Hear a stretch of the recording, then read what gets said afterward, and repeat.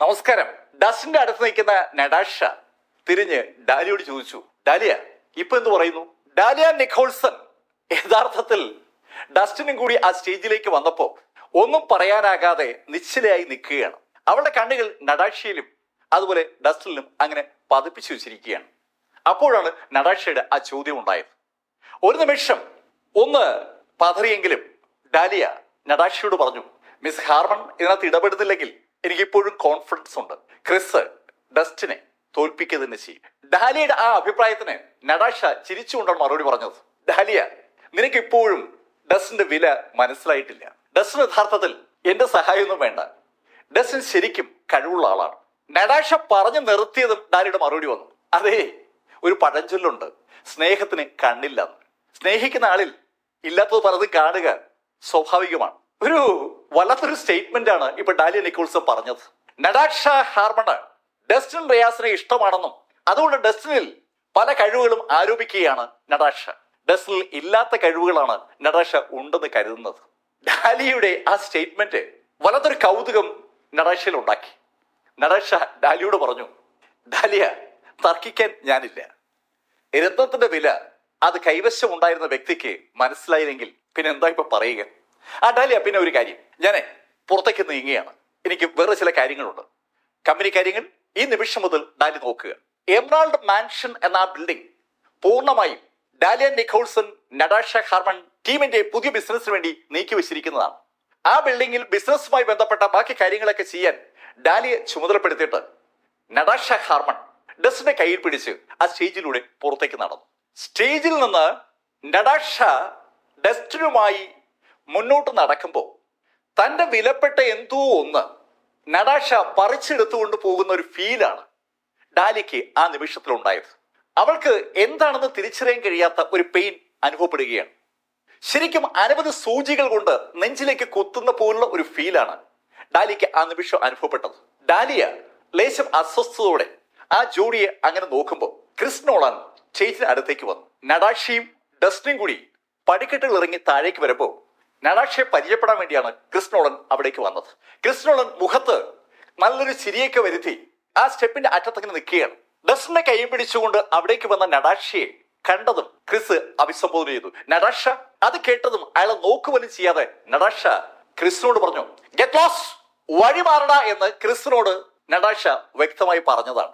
ശരിക്കും പരുഷമായിട്ടാണ് നടാഷ ക്രിസിനോട് പെരുമാറിയത്. ക്രിസിനൊന്ന് നോക്കുപോലും ചെയ്യാതെ നടാഷ ഡസ്റ്റിനുമായി ആ ഹാളിലൂടെ മുന്നോട്ട് നീങ്ങുമ്പോൾ പെട്ടെന്ന് ഒരു ശബ്ദം കേട്ടു, ഡസ്റ്റിൻ പ്ലീസ്. ശബ്ദം കേട്ട് ഡസ്റ്റിനും നടാഷയും നിന്നു. ഡാലിയ നിക്കോൾസൺ സ്റ്റേജിൽ നിന്ന് ഇറങ്ങി ഓടി വരുന്നതാണ്. അവൾ ആ സ്റ്റെപ്പ് വഴി ഇറങ്ങി ഓടി വരുന്ന കണ്ടതും നടാഷ ഡസ്റ്റിനോട് പറഞ്ഞു, ഡസ്റ്റിൻ, ഞാൻ ലോഞ്ചിലുണ്ടാവും. അങ്ങനെ പറഞ്ഞിട്ട് നടാഷ തിരിഞ്ഞു പോലും നോക്കാതെ മുന്നോട്ട് നീങ്ങുകയാണ്.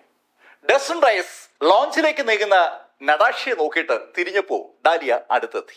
ഡാലിയ ഡസ്റ്റിന് അടുത്തെത്തിയതും ഡസ്റ്റിൻ ചോദിച്ചു, എന്താ മിസ് നിക്കോൾസൺ? ഡസ്റ്റിൻ, ഞാൻ ഒരു കാര്യം അറിയാനാ വന്നത്. ചോദിച്ചോളൂ. ഡസ്റ്റിൻ, സത്യത്തിൽ ഡസ്റ്റിനാണോ എനിക്ക് കിട്ടിയ ഈ അവസരത്തിന്റെ പിന്നിലുള്ളത്? മിസ് നിക്കോൾസൺ, എനിക്ക് എന്താ നിങ്ങൾ ഉദ്ദേശിക്കുന്നത് മനസ്സിലായില്ല. ഡസ്റ്റിൻ, ഹാർമൺ ഗ്രൂപ്പ് അവരുടെ പാർട്ട്ണറായി എന്റെ കമ്പനിയെ തിരഞ്ഞെടുത്തതിന് പിന്നിൽ ഡസ്റ്റിൻ ഉണ്ടോ എന്നാണ് എനിക്ക് അറിയേണ്ടത്. ശരിക്കും വ്യക്തമായിട്ട് തന്നെ ഡാലിയ നിക്കോൾസൺ അവളുടെ മനസ്സിൽ തോന്നിയ ചോദ്യം ഡസ്റ്റിന് മുന്നിൽ അവതരിപ്പിച്ചു. ആ ചോദ്യം കേട്ടപ്പോൾ ഡസ്റ്റ് ഒന്ന് ചിരിച്ചു. കൊള്ളാലോ മിസ് നിക്കോൾസൺ, നിങ്ങൾ എന്തായി പറയുന്നേ? ഞാൻ ആരാ നിങ്ങളെ ഹാർമൺ കമ്പനിയുമായി ബന്ധിപ്പിക്കാൻ? അല്ലെ തന്നെ എനിക്ക് അതിനുള്ള കഴിവുണ്ടോ? ഞാനൊരു വെറും സാധാരണക്കാരനല്ലേ? നിങ്ങൾ ആവശ്യമില്ലാതെ എന്നെ തെറ്റിദ്ധരിക്കുന്നു. ഡസ്റ്റിന് അത് പറഞ്ഞതും ഡാലിയ ഡസ്റ്റിനോട് പറഞ്ഞു, അതെ, അതാണ് ഞാൻ ആലോചിക്കുന്നത്. ഡസ്റ്റിന് അങ്ങനെയുള്ള കഴിവൊന്നുമില്ല. ഡാലിയ പറഞ്ഞു നിർത്തുന്നതിന് മുമ്പേ ഡസ്റ്റിൻ കൂടെ പറഞ്ഞു, അതാണ് മിസ് നിക്കോൾസൺ ഞാൻ പറഞ്ഞത്. ആ ക്രിസ്റ്റിനുള്ള പോലെ സാമ്പത്തികമായ കരുത്തോ അധികാരത്തിന്റെ കരുത്തോ ശക്തിയോ ഒന്നും എനിക്കില്ല. ഞാൻ വെറും ഒരു സാധാരണ മനുഷ്യനല്ലേ. എന്നെ കൊണ്ട് അങ്ങനെയുള്ളൊന്നും പറ്റത്തില്ല. സോറി, വേറെ ഒന്നും ചോദിക്കാനില്ലെങ്കിൽ ഞാൻ പോവുകയാണ്. അങ്ങനെ പറഞ്ഞതിന് ശേഷം ഡാലിയുടെ മറുപടിക്ക് കാത്തു നിൽക്കാതെ ഡസ്റ്റിൻ റയാസ് പുറത്തേക്ക് നടന്നു. ഡസ്റ്റിൻ നടന്ന് ആ ഹാളിന് പുറത്തെത്തുമ്പോൾ അവിടെ നടാഷ ഹാർമൺ നിപ്പുണ്ട്. ഡസ്റ്റിൻ റയാസിനെ കണ്ടതും നടാഷ ഡസ്റ്റിനോട് പറഞ്ഞു, ഡസ്റ്റിൻ, ഡാലിക്ക് ഇപ്പോഴും ഡസ്റ്റിനോട് ഒരു ഇഷ്ടമുണ്ടെന്ന് തോന്നുന്നു. ഏയ്, അതൊന്നുമില്ല, ഞങ്ങൾ തമ്മിൽ വഴക്കുണ്ടാകാതിരുന്നതിന്റെ ഭാഗ്യം. ഡസ്റ്റിൻ, ഒരു സ്ത്രീയുടെ മനസ്സ് കൃത്യമായി മനസ്സിലാക്കാൻ നിങ്ങൾക്ക് ഇതുവരെ പറ്റിയിട്ടില്ല എന്നാണ് എനിക്ക് തോന്നുന്നത്. സ്ത്രീയുടെ മനസ്സിനെ കുറിച്ച് ഡസ്റ്റിനുള്ള അറിവ് വളരെ പരിമിതമാണെന്ന് നടാഷയ്ക്ക് വ്യക്തമായി മനസ്സിലായി. ഡാലിയ നിക്കോൾസന്റെ മനസ്സിൽ എന്താണ് ഉള്ളതെന്ന് ഇപ്പോൾ ഡാലിയയ്ക്ക് പോലും അറിയില്ല. ഡാലിയ ശരിക്കും കൺഫ്യൂഷനിലാണ്. ഡാലിയ നഷ്ടപ്പെടുത്തിയത് യഥാർത്ഥത്തിൽ വിലപിടിപ്പുള്ള രത്നമാണോ, അതോ അവൾ നേരത്തെ കരുതിയതുപോലെ ഒരു പാഴ്വസ്തുവാണോ? ഒരു കൺഫ്യൂഷൻ ഇപ്പോൾ ഡാലിയയ്ക്കുണ്ട്.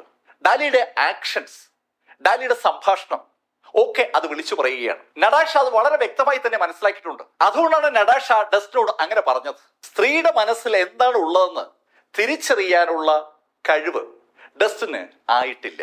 നടാഷ പറഞ്ഞ വാചകം കേട്ടപ്പോ ഒന്നും മനസ്സിലാക്കാതെ ഡസ്റ്റിൻ നടാഷയുടെ മുഖത്തേക്ക് നോക്കുന്ന കണ്ടതും നടാഷ ഡസ്റ്റിനോട് പറഞ്ഞു, ഏയ് ഡസ്റ്റിൻ, അതൊക്കെ വിട്ടേക്ക്. ഞാൻ മറ്റൊരു കാര്യം പറയാനാ യഥാർത്ഥത്തിൽ ഡസ്റ്റിനെ ഇങ്ങോട്ട് വിളിച്ചുകൊണ്ട് വന്നത്. ഡസ്റ്റിന് കുറച്ച് അപൂർവ ഇനത്തിലുള്ള ഔഷധ സസ്യങ്ങൾ വേണമെന്ന് എന്നോട് പറഞ്ഞില്ലേ? ഏയ് നടാഷ, അതിപ്പോ കിട്ടിയോ? എന്റെ കയ്യിലില്ല, പക്ഷേ ആ ചെടികളുള്ള ഒരാളെ എനിക്കറിയാം. നടാഷ, ആരാ അത്?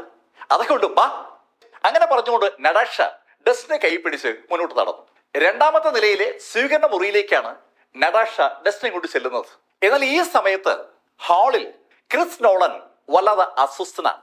അവൻ വളരെ പ്രതീക്ഷയോട് കൂടിയാണ് നടാഷയുടെ അടുത്തേക്ക് ചെന്നത്. നടാഷ അവനെ തികഞ്ഞ അവഗണനയോടുകൂടി ഒഴിവാക്കിയത് അവനിൽ വല്ലാത്തൊരു ദേഷ്യം ഉണ്ടാക്കിയിരിക്കുകയാണ്. അവന്റെ ദേഷ്യം നടാഷയോടല്ല, അവനുമായി ഒരു തരത്തിലും കമ്പയർ ചെയ്യാൻ കഴിയാത്ത ആ ഡസ്റ്റിൻ റിയാസ് നടാഷയുമായി അടുപ്പം ഉണ്ടാക്കിയിരിക്കുകയാണ്. ഡസ്റ്റിൻ അവന്റെ ചാൻസ് ആണ് തട്ടിയെടുത്തിരിക്കുന്നത്. ഹാർമൺ കുടുംബത്തിന്റെ അയൺ ലേഡി നടാഷ ഹാർമൺ എല്ലാവരുടെയും സ്വപ്നമാണ്. ആ സ്വപ്നത്തെ താലോലിക്കാത്ത ചെറുപ്പക്കാർ സ്വിൻഡനിൽ ഇല്ല എന്ന് തന്നെ പറയാം. ആ സ്വപ്നം ഇതാ ഡസ്റ്റിൻ തട്ടിയെടുത്തിരിക്കുകയാണ്. ഒരു ബാക്ക്ഗ്രൗണ്ടും ഇല്ലാത്ത, ഒരു കപ്പാസിറ്റിയും ഇല്ലാത്ത, ആരാരും അറിയാത്ത വെറും ഒരു സാധാരണക്കാരനായ ഡസ്റ്റിൻ നടാഷയെ തട്ടിയെടുക്കുമ്പോ അതെങ്ങനെ കണ്ടുകൊണ്ട് നിൽക്കുക? ശരിക്കും ദേഷ്യത്തോട് ക്രിസ് നോളൻ ആ കാര്യം ആലോചിച്ച് നിൽക്കുമ്പോ മുകളത്തെ നിലയിലേക്ക് കടന്ന നടാഷ ഡസ്റ്റിനുമായി സ്വീകരണ മുറിയിലെത്തി. ആ സ്വീകരണ മുറിയിൽ സാക്ഷാൽ ആൻഡ്രൂ ഹാർമൺ ഉണ്ട്. ആൻഡ്രൂ ഹാർമനെ കണ്ടതും നടാഷ ഗ്രാൻഡ് പാ എന്ന് വിളിച്ചുകൊണ്ട് മുന്നോട്ട് ചെന്നു. ഏയ് നടാഷ! വളരെ സന്തോഷത്തോടുകൂടി നടാഷയെ അടുത്തേക്ക് വിളിച്ച ആൻഡ്രൂ ഹാർമൺ അപ്പോഴാണ് നടാഷയുടെ പുറകെ വന്ന ഡസ്റ്റിൻ റിയാസിനെ കണ്ടത്. ഹലോ ഡസ്റ്റിൻ, എത്ര ദിവസമായി കണ്ടിട്ട്, ബാ ബാ ബാ. ശരിക്കും സന്തോഷത്തോടുകൂടിയാണ് ആൻഡ്രൂ ഹാർമൺ ഡസ്റ്റിനെ അടുത്തേക്ക് വിളിച്ചത്. അടുത്തു വന്ന ഡസ്റ്റിന്റെ പുറത്ത് ശരിക്കും സ്നേഹത്തോടുകൂടി വാത്സല്യത്തോടുകൂടി ഒന്ന് തട്ടിയിട്ട് ഡസ്റ്റിനെ അടുത്തുള്ള സീറ്റിൽ ആൻഡ്രൂ ഹാർമൺ പിടിച്ചിരുത്തി. ആൻഡ്രൂ ഹാർമൺ ഡസ്റ്റിൻ റിയാസിനോട് വളരെ വാത്സല്യപൂർവ്വം സ്നേഹപൂർവ്വം പെരുമാറുന്നത് ആൻഡ്രൂന്റെ നേരെ എതിരെ ഇരിക്കുന്ന ഒരാള് നോക്കിക്കൊണ്ടിരിക്കുകയാണ്. ഡസ്റ്റിൻ ഇരുന്നുടൻ നടാഷ പെട്ടെന്ന് ആ എതിരെയുള്ള ആളെ നോക്കി ആ ആൾ പറഞ്ഞു, ഹലോ ഡുവൻ സാർ, ഇതാണ് ഞാൻ നേരത്തെ പറഞ്ഞ മിസ്റ്റർ ഡസ്റ്റിൻ റിയാസ്, ഞങ്ങളുടെ മിറാക്കിൾ ഡോക്ടർ. നടാഷ അതിനുശേഷം ഡസ്റ്റിനോട് പറഞ്ഞു, ഡസ്റ്റിൻ, ഇത് മിസ്റ്റർ ഡ്യൂവൻ വെൽഷ്. ഇദ്ദേഹത്തിന്റെ കുടുംബത്തിൽ നിറയെ ഡോക്ടർമാരാണ്. മോഡേൺ മെഡിസിൻ പ്രാക്ടീസ് ചെയ്യുന്നവരും പാരമ്പര്യമായിട്ടുള്ള മെഡിസിൻ പ്രാക്ടീസ് ചെയ്യുന്നവരൊക്കെ ഉണ്ട്. ഇദ്ദേഹം മെഡിസിൻ മേഖലയിൽ ഒരു എൻസൈക്ലോപീഡിയയാണ്. മെഡിസിനുമായി ബന്ധപ്പെട്ട എല്ലാ കാര്യങ്ങളുടെയും അവസാന വാക്കുകളിൽ ഒന്ന് ഡ്യൂവാൻ വെൽഷ് ആണെന്ന് നടാഷ പറഞ്ഞപ്പോ ഡസ്റ്റിൻ റിയാസിന് ഒരു കൗതുകം. ഡസ്റ്റിൻ റിയാസ് പുഞ്ചിരിയോട് കൂടി ഡ്യൂവാനെ നോക്കുമ്പോ ഡ്യൂവാൻ അത്ര പുഞ്ചിരിയിലല്ല ഡസ്റ്റിനെ കണ്ടത്. സ്വിൻഡനിൽ ഒരു മിറാക്കിൾ ഡോക്ടർ രംഗത്ത് വന്നിട്ടുണ്ടെന്ന വാർത്ത കേട്ടതുകൊണ്ടാണ് ഡ്യൂവാൻ വെൽഷ് ഹാർമൺ കുടുംബത്തിലേക്ക് വന്നത്. അയാൾ പ്രതീക്ഷിച്ചത് പ്രായമുള്ള ഒരു ഡോക്ടറെയാണ്. പക്ഷെ ഇവിടെ അയാൾ കാണുന്നത് കൃത്യം 25 or 26 വയസ്സ് പ്രായമുള്ള ഒരു ചെറുപ്പക്കാരനെയാണ്. കണ്ടിട്ട് ഡോക്ടറുടേതായ ഒരു എടുപ്പുമില്ല. അതുകൊണ്ടാണ് ഡ്യൂവാൻ വെൽഷ് അത്ര സന്തോഷമില്ലാതെ ഡസ്റ്റിനെ ഒന്ന് നോക്കിയത്.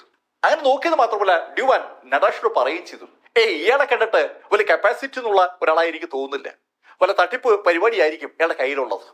ഡസ്റ്റിൻ റിയാസിനെ ആദ്യമായിട്ട് പരിചയപ്പെടുകയാണ് ഡ്യൂവാൻ വെൽഷ്. പക്ഷെ ആ നിമിഷത്തിൽ തന്നെ അയാൾ ഡസ്റ്റിനെ അളന്നത് അങ്ങനെയാണ്. ഡസ്റ്റിനെ അളന്ന് ഡ്യൂവാൻ വെൽഷ് അങ്ങനെ പറഞ്ഞതും ആൻഡ്രൂ ഹാർമൺ ഡ്യൂവാനോട് പറഞ്ഞു, ഏയ് മിസ്റ്റർ ഡ്യൂവാൻ, അങ്ങനെയല്ല, ഡസ്റ്റിൻ ആള് മിടുക്കനാണ്. ആക്ച്വലി ഇയാളൊരു മിറാക്കിൾ ഡോക്ടറാണ്, എനിക്ക് എക്സ്പീരിയൻസ് ഉണ്ട്. നടാഷി കൂടെ പറഞ്ഞു, അത് എനിക്കും എക്സ്പീരിയൻസ് ഉണ്ട്. ഞങ്ങൾ ഉറപ്പിച്ചു പറയുന്നു ഡസ്റ്റിൻ ഒരു മിറാക്കിൾ ഡോക്ടറാണ്. നടാഷയും ആൻഡ്രൂ ഹാർമണും അങ്ങനെ പറഞ്ഞപ്പോ ഡ്യൂവാൻ വെൽഷ് ഒന്ന് ചിരിച്ചു. നിങ്ങളുടെ കോൺഫിഡൻസ് എനിക്ക് ഇഷ്ടപ്പെട്ടു. പക്ഷെ ഞാൻ ഇപ്പോഴും പറയുന്നു ഇയാൾക്ക് ഒന്നും അറിയില്ല. ശരി, നമുക്കൊന്ന് ടെസ്റ്റ് ചെയ്ത് കളയാം. ഏയ് ചെറുപ്പക്കാരാ, എന്നൊന്ന് പരിശോധിച്ചിട്ട് എനിക്ക് എന്താ അസുഖമുള്ളെന്ന് പറയാം. ഡ്യൂവാൻ വെൽഷ് എങ്ങനെ പറഞ്ഞതും ഡസ്റ്റിൻ ഡ്യൂവാനോട് പറഞ്ഞു, ഏയ് എനിക്ക് പരിശോധിക്കേണ്ട കാര്യമൊന്നുമില്ല, ഒറ്റ തൊടത്തന്നെ ഞാൻ പറയാലോ നിങ്ങളുടെ അസുഖം എന്താണെന്ന്. ഏയ് നിങ്ങളെ വലിയ ഡയലോഗ് ഒന്നും പറയണ്ട. എന്നെ പരിശോധിക്കാതെ ഒറ്റ നോട്ടം കൊണ്ട് എന്റെ അസുഖം പറയാവുന്ന എന്തു വിഡിത്തിലൂടെ തനി പറയുന്നത്. മിൽസ്ബർഗിൽ ഒരുപാട് ഡോക്ടേഴ്സിനെ കാണുന്ന ആളാ ഞാൻ. അവരുടെ സീനിയർ ഡോക്ടേഴ്സിന് പോലും പരിശോധിക്കാതെ ഒരാളുടെ അസുഖം പറയാൻ കഴിയില്ല. അപ്പോഴാണ് ഒറ്റ നോട്ടത്തിൽ എന്റെ അസുഖം പറയുമെന്ന്. ശരിക്കും ആധികാരികമായിട്ടാണ് ഡ്യുവാൻ വെൽഷ് അത് പറഞ്ഞത്. ഡ്യുവാൻ വെൽഷ് പറഞ്ഞു നിർത്തിയതും ഡസ്റ്റിൻ പറഞ്ഞു, മറ്റുള്ളവർക്ക് അത് കഴിയുമോ എന്ന് എനിക്ക് അറിയത്തില്ല, പക്ഷെ എനിക്ക് പറ്റും. ഡസ്റ്റിൻ റിയാസും ഡ്യുവാൻ വെൽഷും തമ്മിലുള്ള സംഭാഷണം കൗതുകപൂർവ്വം കണ്ടുകൊണ്ടിരിക്കുകയാണ് ആൻഡ്രൂ ഹെർമൺ. അതേ കൗതുകത്തോടെ തന്നെ നടാഷയും അത് നോക്കി നിൽക്കുകയാണ്. പരിശോധിക്കാതെ തന്നെ ഡ്യുവാൻ വെൽഷിന് അസുഖമുണ്ടോ ഇല്ലയോ എന്ന് പറയാൻ കഴിയുമെന്ന് ഡസ്റ്റിൻ പറഞ്ഞപ്പോ ഡ്യുവാൻ ഡസ്റ്റിനോട് പറഞ്ഞു, ശരി എന്നാ പറ, എനിക്ക് എന്താണ് പ്രശ്നം. വളരെ വെൽ ബിൽറ്റ് ആയ ഒരു ബോഡിയാണ് ഡ്യുവാൻ വെൽഷിനുള്ളത്. ഒരു 45 വയസ്സ് പ്രായം വരും. നല്ല ടൈറ്റ് ആയിട്ടുള്ള ഒരു ഡ്രസ്സാണ് അയാൾ ധരിച്ചിരിക്കുന്നത്. ആ ടൈറ്റ് ആയിട്ടുള്ള ഡ്രസ്സ് അയാളുടെ മസിലുകൾ എടുത്തു കാണിക്കുകയാണ്. അതിന്റെ അർത്ഥം അയാൾ ഒരു തികഞ്ഞ പോരാളിയാണെന്നാണ്. ഡ്യുവാൻ വെൽഷിനെ ഒന്ന് നോക്കിയിട്ട് ഡസ്റ്റിൻ പറഞ്ഞു, നിങ്ങളുടെ പൾസ് ശരിക്കും വീക്കാണ്. നിങ്ങളുടെ ഇന്റേണൽ ഓർഗൻസ് പലതും വീക്കായി തുടങ്ങിയിരിക്കുകയാണ്. നിങ്ങൾ ഒരു ഗുരുതരമായ അസുഖത്തിന്റെ പിടിയിലാണ്. ആ അസുഖം നിങ്ങളുടെ ജീവനെടുക്കാൻ പര്യാപ്തമാണ്. ഡസ്റ്റിൻ റിയാസിന്റെ സ്റ്റേറ്റ്മെന്റുകൾ ചാട്ടുളികൾ പോലെ ഡ്യുവാൻ വെൽഷിന് നേരെ വന്നതും ഡ്യുവാൻ വെൽഷ് ശരിക്കും ദേഷ്യപ്പെടുകയാണ്. എന്താ അസംബന്ധമാണ് നിങ്ങൾ ഈ പറയുന്നത്? ഞാനേ ശരിക്കും എക്സസൈസ് ചെയ്യുന്ന ആളാണ്. അത് ഇന്നോ ഇന്നലെ ഞാൻ തുടങ്ങിയതല്ല. എന്റെ ബോഡിയെ കുറിച്ച് എനിക്ക് നന്നായിട്ട് അറിയാം. എന്റെ ബോഡിക്ക് ഒരു കുഴപ്പമില്ല. ലോ പൾസാണ് അത്രേ. എന്റെ ഇന്റേണൽ ഓർഗൻസ് തകരാറിലാണ് അത്രേ. ഈ ടെർമിനൽ ഇല്ലസ് പോലും ഞാൻ തട്ടിപ്പോകുന്നു. എന്താണ് പറയുന്നത്? ആളുകളെ പറഞ്ഞ് പേടിപ്പിക്കുകയാണ്, കബളിപ്പിക്കാനായിട്ട് ഇറങ്ങിയിരിക്കുന്നു. ഇവനൊക്കെ ഈ വൈദ്യശാസ്ത്രത്തിന് അപമാനമാണ്. ശക്തമായിട്ട് ഡ്യുവാൻ വെൽഷ് പ്രതികരിക്കുകയാണ്. ഡ്യുവാൻ വെൽഷ് അങ്ങനെ പ്രതികരിച്ചതും ഡസ്റ്റിൻ അയാളോട് പറഞ്ഞു, ഹേയ്, ഞാൻ പറഞ്ഞത് വാസ്തവമാണ്. 3 ദിവസത്തിനകത്ത് നിങ്ങളുടെ അസുഖം വർദ്ധിക്കും. ഡസ്റ്റിൻ അതുകൂടി പറഞ്ഞതും ഡ്യുവാൻ വെൽഷിന്റെ ദേഷ്യം വർദ്ധിച്ചു. ഡസ്റ്റിൻ, എന്ത് വെടിത്തിരുവാ താൻ പിന്നെ പറയുന്നത്? ഞാനേ എന്റെ ചെറുപ്പകാലം മുതലേ മെഡിസിൻ സപ്ലിമെന്റ് കഴിക്കുന്ന ആളാണ്. 40 കൊല്ലമായിട്ട് ഞാൻ സ്ഥിരമായി ആ സപ്ലിമെന്റ് കഴിക്കുന്നുണ്ട്. ശരിക്കും ഒരു വലിയ കാര്യം പറയും പോലെയാണ് ഡ്യുവാൻ വെൽഷ് അത് പറഞ്ഞത്. അത് കേട്ടതും ഡസ്റ്റിൻ അയാളോട് പറഞ്ഞു, മിസ്റ്റർ ഡ്യുവാൻ, നിങ്ങൾ ഇപ്പൊ കഴിച്ചുകൊണ്ടിരിക്കുന്ന ആ സപ്ലിമെന്റ് ഈ നിമിഷം മുതൽ നിങ്ങൾ നിർത്തിവെക്കണം. ഇല്ലെങ്കിൽ നിങ്ങൾ അധിക നാള് ജീവിച്ചിരിക്കില്ല. ഡസ്റ്റിൻ റിയാസ് ആ വാചകം കൂടി പറഞ്ഞതും ഡ്യുവാൻ വെൽഷ് ചാടി എണീറ്റു. അയാൾ ശരിക്കും ദേഷ്യത്തിലാണ്. നോക്കേ, ഹാർമൺ കുടുംബത്തിന്റെ വസതി ആയതുകൊണ്ട് മാത്രം ഞാൻ നിന്നെ ഒന്നും ചെയ്യുന്നില്ല. വല്ലാതെ തിളച്ചു മറിയുകയാണ് ഡ്യുവാൻ വെൽഷ്. ഡ്യുവാൻ വെൽഷ് ചാടി എണീറ്റ് ശരിക്കും ദേഷ്യത്തോട് അങ്ങനെ പറഞ്ഞതും ഡസ്റ്റിൻ അയാളോട് പറഞ്ഞു, മിസ്റ്റർ ഡ്യുവാൻ, നിങ്ങൾ 3 ദിവസത്തേക്ക് ഈ സുന്നിതത്തിന് നിൽക്കുന്ന നല്ലത്. നിങ്ങൾക്ക് എന്തെങ്കിലും സംഭവിച്ചാൽ എനിക്ക് നിങ്ങൾ ചികിത്സിക്കണമെങ്കിൽ നിങ്ങൾ ഈ പരിസരത്ത് എവിടെയെങ്കിലും ഉണ്ടാകണം. 3 ദിവസത്തിനകം, അതായത് 72 മണിക്കൂറിനകം ഡ്യുവാൻ വെൽഷിന്റെ അസുഖം മൂർധന്യ അവസ്ഥയിൽ എത്തുമെന്നും ആ അസുഖം ആ അവസ്ഥയിൽ എത്തിയാൽ ഡസ്റ്റിൻ റിയാസ് ഇടപെട്ടാൽ മാത്രമേ അയാളെ രക്ഷിക്കാൻ കഴിയൂന്നാണ് ഡസ്റ്റിൻ പറയുന്നത്. അതുകൂടെ കേട്ടപ്പോ ഡ്യുവാൻ വെൽഷിന്റെ കൺട്രോൾ വിട്ടു. ഡ്യുവാൻ വെൽഷ് ഡസ്റ്റിനെ നോക്കിയിട്ട് ദേഷ്യത്തോടെ പുറത്തേക്ക് ഇറങ്ങാൻ തുടങ്ങി. അത് കണ്ടതും നടാഷ ഡ്യുവാനോട് പറഞ്ഞു, മിസ്റ്റർ ഡ്യുവാൻ, ഡസ്റ്റിൻ പറഞ്ഞ കാര്യം മറക്കരുത്. നിങ്ങൾ എന്തായാലും ഈ സുന്ദരനെ തന്നെ തുടരുന്നതാണ് നല്ലത്. നടാഷ അത് പറഞ്ഞതും ഡ്യുവാന്റെ ദേഷ്യം ഇരട്ടിക്കുകയാണ്. പക്ഷെ ആ സമയത്താണ് ആൻഡ്രൂ ഹാർമൺ ഡ്യുവാനോട് പറഞ്ഞത്, ഡ്യുവാൻ, ഡസ്റ്റിൻ പറയുന്നത് അനുസരിക്കുന്നത് നല്ലത്. അടുത്ത 3 ദിവസവും നിങ്ങൾ സ്വിൻഡനിൽ ഉണ്ടായിരിക്കുന്നത് നല്ലത്. ആൻഡ്രൂ ഹാർമണും ചെറുമകൾ നടാഷ ഹാർമണും അവരുടെ സുഹൃത്തായ ഡസ്റ്റിൻ റിയാസും കൂടി ഒരു നാടകം കളിക്കുന്ന ഒരു ഫീലാണ് ഇതൊക്കെ കേട്ടപ്പോ ഡ്യുവാൻ വെൽഷിനുണ്ടായത്. അവർ ഒരു നാടകം കളിക്കുകയാണെന്നുള്ള ബോധം ഡ്യുവാൻ ഉണ്ടായതും ആ മുറിയിൽ നിന്ന് പുറത്തേക്ക് ഇറങ്ങാൻ പോയ ഡ്യുവാൻ അവിടെ തന്നെ നിന്നു. അയാൾ തിരിഞ്ഞത് നടാഷ ഡ്യുവാനോട് പറഞ്ഞു, മിസ്റ്റർ ഡ്യുവാൻ, നിങ്ങൾ ഡസ്റ്റിൻ പറഞ്ഞത് വിശ്വസിക്കുന്നില്ല എന്ന് എനിക്ക് മനസ്സിലായി. നമുക്കൊരു ബെറ്റ് വെച്ചാലോ? ബെറ്റോ? അതെ, 3 ദിവസത്തിനകം നിങ്ങൾക്ക് അസുഖം വന്നാൽ നിങ്ങൾ ഡസ്റ്റിൻ റിയാസിന് ചില സഹായങ്ങൾ ചെയ്തു കൊടുക്കണം. നടാഷ പിന്നെയും അത് തന്നെ പറഞ്ഞപ്പോ ഡ്യുവാന് ശരിക്കും ചിരി വരികയാണ്. അയാളൊന്ന് ചിരിച്ചു. നടാഷ, നീ ഇത് സീരിയസ് ആയി എടുത്തിരിക്കുകയാണോ? അതെ മിസ്റ്റർ ഡ്യുവാൻ, ഞാൻ സീരിയസ് ആയിട്ടാണ് പറയുന്നത്. അതെ, 3 ദിവസത്തിനകം ഡസ്റ്റിൻ പറഞ്ഞതുപോലെ നിങ്ങൾക്ക് അസുഖം വരികയാണെങ്കിൽ നിങ്ങൾ പരാജയം സമ്മതിക്കണം. നിങ്ങൾ പരാജയപ്പെട്ടാൽ നിങ്ങളുടെ അപൂർവ സസ്യങ്ങളുടെ ശേഖരത്തിൽ നിന്ന് ഡസ്റ്റിന് ഇഷ്ടപ്പെട്ട ചെടികൾ തിരഞ്ഞെടുക്കാനുള്ള അവസരം നിങ്ങൾ കൊടുക്കണം. ഒരു മെഡിക്കൽ ഫാമിലിയാണ് ഡ്യുവാൻ വെൽഷിൻ്റെത്. ആ കുടുംബത്തിന്റെ കീഴിൽ അപൂർവങ്ങളായ ഒരുപാട് ഔഷധ സസ്യങ്ങളുണ്ട്. അതിൽ നിന്ന് ഡസ്റ്റിന് ആവശ്യമുള്ള സസ്യത്തെ കണ്ടുപിടിക്കാൻ കഴിയുമെന്നുള്ള ഒരു ധാരണയിലാണ് നടാഷ അങ്ങനെ പറഞ്ഞത്. ഡുവാൻ നടാഷയും ഡസ്റ്റിനെയും ആന്റോണിയും നോക്കിയിട്ട് നടാഷയോട് ചോദിച്ചു, ശരി, ഇനി എനിക്ക് അസുഖം വന്നില്ല എന്ന് വിചാരിക്കുക, അപ്പൊ ഞാനാണല്ലോ വിജയിക്കുന്നത്, അങ്ങനെയാണെങ്കിൽ നിങ്ങൾ എനിക്ക് എന്ത് തരും? നടാഷ ഉടൻ തന്നെ മറുപടി പറഞ്ഞു, മിസ്റ്റർ ഡുവാൻ, ഞങ്ങളുടെ ഹാർമൺ കുടുംബത്തിന്റെ ട്രഷറി നിങ്ങൾക്ക് മുന്നിൽ ഞങ്ങൾ തുറന്നു വെക്കും. നിങ്ങൾക്ക് ഇഷ്ടമുള്ള 3 സാധനങ്ങൾ എടുക്കാം. എത്രയോ നൂറ്റാണ്ടുകളായി സ്വിൻഡനിലും മെൽസ്ബർഗിലും ഒക്കെ നിറഞ്ഞു നിൽക്കുന്ന ഒരു ഫാമിലിയാണ് ഹാർമൺ കുടുംബം. ആ ഹാർമൺ കുടുംബത്തിന്റെ ട്രഷറി എന്ന് പറയുമ്പോൾ അപൂർവങ്ങളായ ഒരുപാട് സാധനങ്ങളുടെ ശേഖരമാണ്. ആ ശേഖരത്തിൽ നിന്ന് തനിക്ക് ഇഷ്ടപ്പെട്ട 3 കാര്യങ്ങൾ എടുക്കാമെന്ന് നടാഷ സമ്മതിച്ചപ്പോൾ ഡ്യുവാന്റെ സന്തോഷത്തിന് അതിരുകളില്ല. ഡ്യുവാൻ ആ നിമിഷം തന്നെ ആ ബെറ്റിന് സമ്മതിച്ചു. ഓക്കെ, 72 മണിക്കൂർ.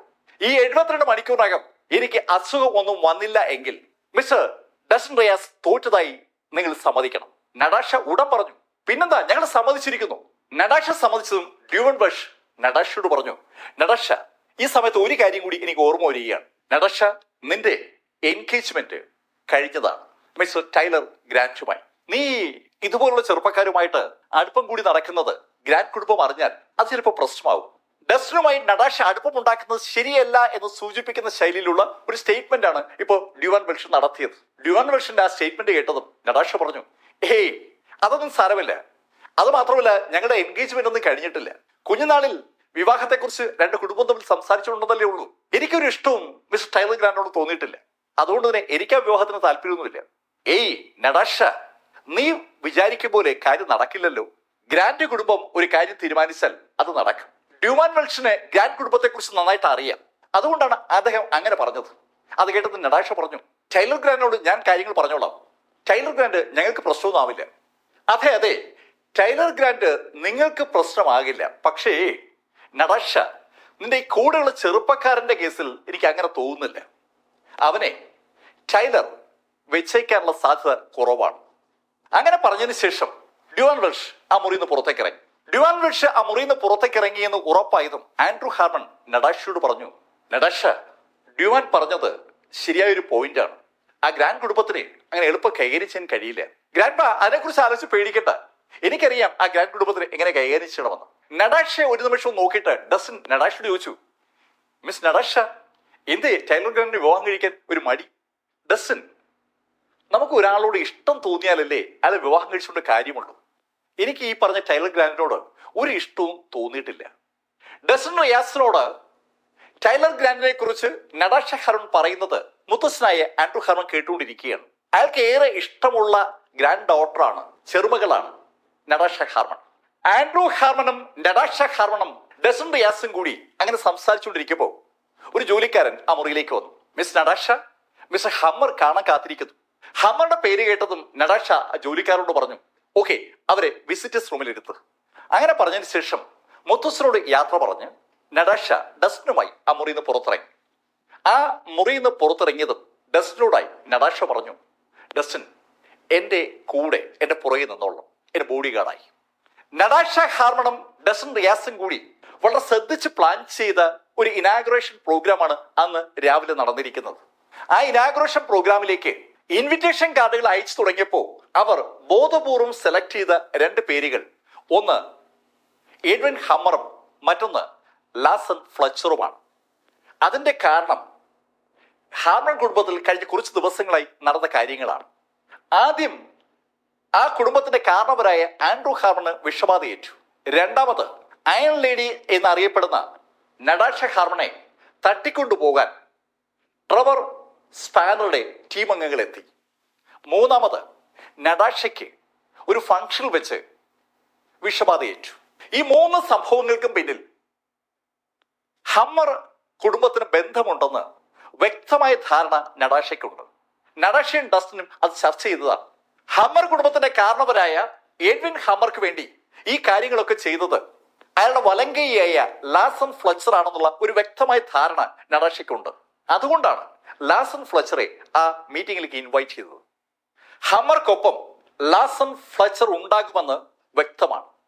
ആ ഒരു ധാരണയോട് കൂടി നടാഷ ഹാർമണും ഡസ്റ്റിൻ റിയാസും സന്ദർശക മുറിയിലേക്ക് നീങ്ങി. അവര് സന്ദർശക മുറിയിൽ വരുമ്പോൾ അവിടെ സാക്ഷാൽ എഡ്വിൻ ഹമർ ഉണ്ട്. എഡ്വിൻ ഹമറിന്റെ ഓപ്പോസിറ്റ് സീറ്റിൽ ലാസൻ ഫ്ലെച്ചറും ഇരിക്കുകയാണ്. അവരുടെ കയ്യിൽ ടീ കപ്പുകളുണ്ട്. അവരെ ആ സന്ദർശക മുറിയിലേക്ക് ക്ഷണിച്ചിരുത്തിയതിനു ശേഷം അറ്റൻഡേഴ്സ് അവർക്ക് ടീ സപ്ലൈ ചെയ്തിരിക്കുകയാണ്. ടീ കപ്പ് ഉയർത്തി ചായ കുടിച്ചുകൊണ്ടിരിക്കുകയാണ് അവർ രണ്ടുപേരും. ചായ കുടിച്ചുകൊണ്ടിരിക്കുന്ന ലാസൻ ഫ്ലെച്ചറുടെ തൊട്ടു പുറകിലായി രണ്ട് ചെറുപ്പക്കാർ നിൽപ്പുണ്ട്. കണ്ടാൽ തന്നെ അറിയാം അവർ ഇരട്ടകളാണെന്ന്. ആ മുറിയിലേക്ക് കടക്കുമ്പോൾ തന്നെ നടാഷ ആ നാലുപേരെയും കണ്ടു. എഡ്വിൻ ഹമറുടെ ഓപ്പോസിറ്റ് നടാഷ ഹർമൺ ഇരുന്നപ്പോ നടാഷയുടെ തൊട്ടു പുറകിൽ വലതു ഭാഗത്തായി ഡസൻ റിയാസ് നിൽക്കുകയാണ്. എഡ്വിൻ ഹമർ ഡസൻ റിയാസിനെ നോക്കുന്ന കണ്ടതും നടാഷ എഡ്വിനോട് ചോദിച്ചു, ഇതാരാണ്? അത് ഞാൻ പറയാൻ വിട്ടുപോയി, ഇത് ലാസൻ, എന്റെ കാര്യങ്ങളൊക്കെ നോക്കുന്ന എന്റെ ഒരു മാനേജർ എന്ന് പറയാം. ലാസന്റെ അസിസ്റ്റന്റുകളാണ് ആ പുറകിൽ നിൽക്കുന്ന രണ്ടുപേർ. വളരെ കൂളായിട്ട് അവരെ എഡ്വിൻ പരിചയപ്പെടുത്തിയതാണ്. എഡ്വിൻ അവരെ പരിചയപ്പെടുത്തിയതിനു ശേഷം എഡ്വിൻ ലാസനോട് പറഞ്ഞു, ലാസൻ, എനിക്ക് മിസ് നടാഷയുമായിട്ട് പേഴ്സണലായിട്ട് ചില കാര്യങ്ങൾ സംസാരിക്കാനുണ്ട്. അങ്ങനെ എഡ്വിൻ പറഞ്ഞതും ലാസൻ എണീറ്റു. ലാസൻ വാതിൽ പുറത്തേക്ക് നടന്നു. കൂടെ ആ അസിസ്റ്റന്റുകളെന്ന് പറയപ്പെട്ട ആളുകൾ, ആ 3 പേരും പുറത്തേക്ക് പോകുന്ന കണ്ടതും നടാഷ ഡസ്റ്റിനോട് പറഞ്ഞു, മിസ് ഡസ്റ്റിൻ, നിങ്ങളൊന്ന് പുറത്തേക്ക് നിൽക്കണേ. നടാഷ അങ്ങനെ പറഞ്ഞതും ഡസ്റ്റിൻ പുറത്തേക്ക് നീങ്ങി. ഡസ്റ്റിൻ വാതിൽ പുറത്തേക്ക് ഇറങ്ങി സ്റ്റെപ്പ് വഴി താഴേക്ക് വരികയാണ്. ഡസ്റ്റിൻ സ്റ്റെപ്പ് വഴി താഴേക്ക് വരുമ്പോ ആ സ്റ്റെപ്പിന് അപ്പുറത്തായി ലാസൻ ഫ്ലെച്ചറും ആ 2 ചെറുപ്പക്കാരും നിൽപ്പുണ്ട്. അവരെ ഒന്ന് നോക്കിയിട്ട് ഡസ്റ്റിൻ മുന്നോട്ട് നടന്നു. ഡസ്റ്റിൻ ആ ബിൽഡിങ്ങിന് സമീപത്തുള്ള ഗാർഡനിലേക്കാണ് നടന്നത്. ഡസ്റ്റിൻ ആ ഗാർഡനിലേക്ക് നടക്കുന്ന കണ്ടതും ലാസൻ അയാളുടെ കൂടെ നിൽക്കുന്ന ചെറുപ്പക്കാരോട് പറഞ്ഞു, ലിയനോവ, ഞാൻ പറഞ്ഞ കക്ഷി അതാണ്, അവനെ അങ്ങ് തീർത്തേക്ക്. ഡസൻ റിയാസ് നല്ലൊരു ഡോക്ടറാണെന്ന് കഴിഞ്ഞ ദിവസങ്ങളിലെ പ്രകടനം വിലയിരുത്തിയ ഫ്ലെച്ചർക്ക് നല്ല ഉറപ്പാണ്. ലാസൻ ഫ്ലെച്ചർ പ്ലാൻ ചെയ്ത 2 പരിപാടികൾ പൊളിച്ചത് ഡസ്റ്റൻ റിയാസ് ആണെന്ന് അയാൾക്ക് നല്ല ധാരണയാണ്. ആൻഡ്രൂ ഹാർമന്റെ അസുഖവും അതുപോലെ നടാഷ ഹാർമന്റെ അസുഖവും ഭേദമാക്കിയ ആ ഡസ്റ്റിൻ ഇനിയും നടാഷയ്ക്കൊപ്പം തുടരുന്നത് അവരുടെ ലക്ഷ്യങ്ങൾക്ക് വിരുദ്ധമാണ്. അതുകൊണ്ട് ഇന്ന് തന്നെ ഡസ്റ്റിനെ തീർക്കുക, ആ ടാർഗറ്റാണ് എഡ്വിൻ ഹമർ ലാസന് കൊടുത്തത്. ലാസൻ ആ ടാർഗറ്റാണ് ഇരട്ടകളായ ലിയാമിനെയും നോവയെ ഏൽപ്പിച്ചത്. ലാസന്റെ ഓർഡർ കിട്ടിയതും ലിയാമും നോവയും ആ പൂന്തോട്ടത്തിലേക്ക് നടന്നു. ഡസ്റ്റൻ റിയാസ് ആ പൂന്തോട്ടത്തിലൂടെ സാവധാനം നടക്കുകയാണ്. ലെസൺ ശരിക്കും സ്ലോയിലാണ് നടക്കുന്നത്. ലിയാമും നോവയും ആ പൂന്തോട്ടത്തിലേക്ക് കടന്നെന്ന് മനസ്സിലായതും ഡസ്റ്റൻ ആ പൂന്തോട്ടത്തിൽ നിന്ന് മുന്നോട്ട് നടന്നു. ആ ഗാർഡനിൽ കൂടി നടന്ന് ആ ബിൽഡിങ്ങിന്റെ അണ്ടർഗ്രൗണ്ടിലേക്ക് വന്നു. അവിടെ ആ ബിൽഡിങ്ങിന്റെ അടിയിൽ പാർക്കിംഗ് പ്ലേസുകൾ ഒരുക്കിയിട്ടുണ്ട്. പക്ഷെ ആ പാർക്കിംഗ് പ്ലേസ് ഇതുവരെ തുറന്നു കൊടുത്തിട്ടില്ല. ഡാലിയുടെയും നടാഷയുടെയും പേരിലുള്ള ആ ജോയിന്റ് കമ്പനി ശരിക്കും പ്രവർത്തിച്ചു തുടങ്ങുമ്പോഴേ ആ പാർക്കിംഗ് പ്ലേസ് ഉപയോഗിച്ചു തുടങ്ങത്തുള്ളൂ. ആ പാർക്കിംഗ് പ്ലേസിലേക്കാണ് ഇപ്പോ ഡസ്റ്റൻ നടന്നു കയറിയത്. ഡസ്റ്റൻ ആ പാർക്കിംഗ് പ്ലേസിലേക്ക് കയറിയതും പുറകെ ലിയാമും നോവയും കയറി. ലിയാം ഉറക്കെ ഡസ്റ്റനോട് പറഞ്ഞു, ഹലോ, നിങ്ങളൊരു അസാധ്യ മനുഷ്യരാണല്ലോ. ഞങ്ങള് അനുയോജ്യമായ ഒരു പ്ലേസ് നോക്കി നടക്കുകയായിരുന്നു.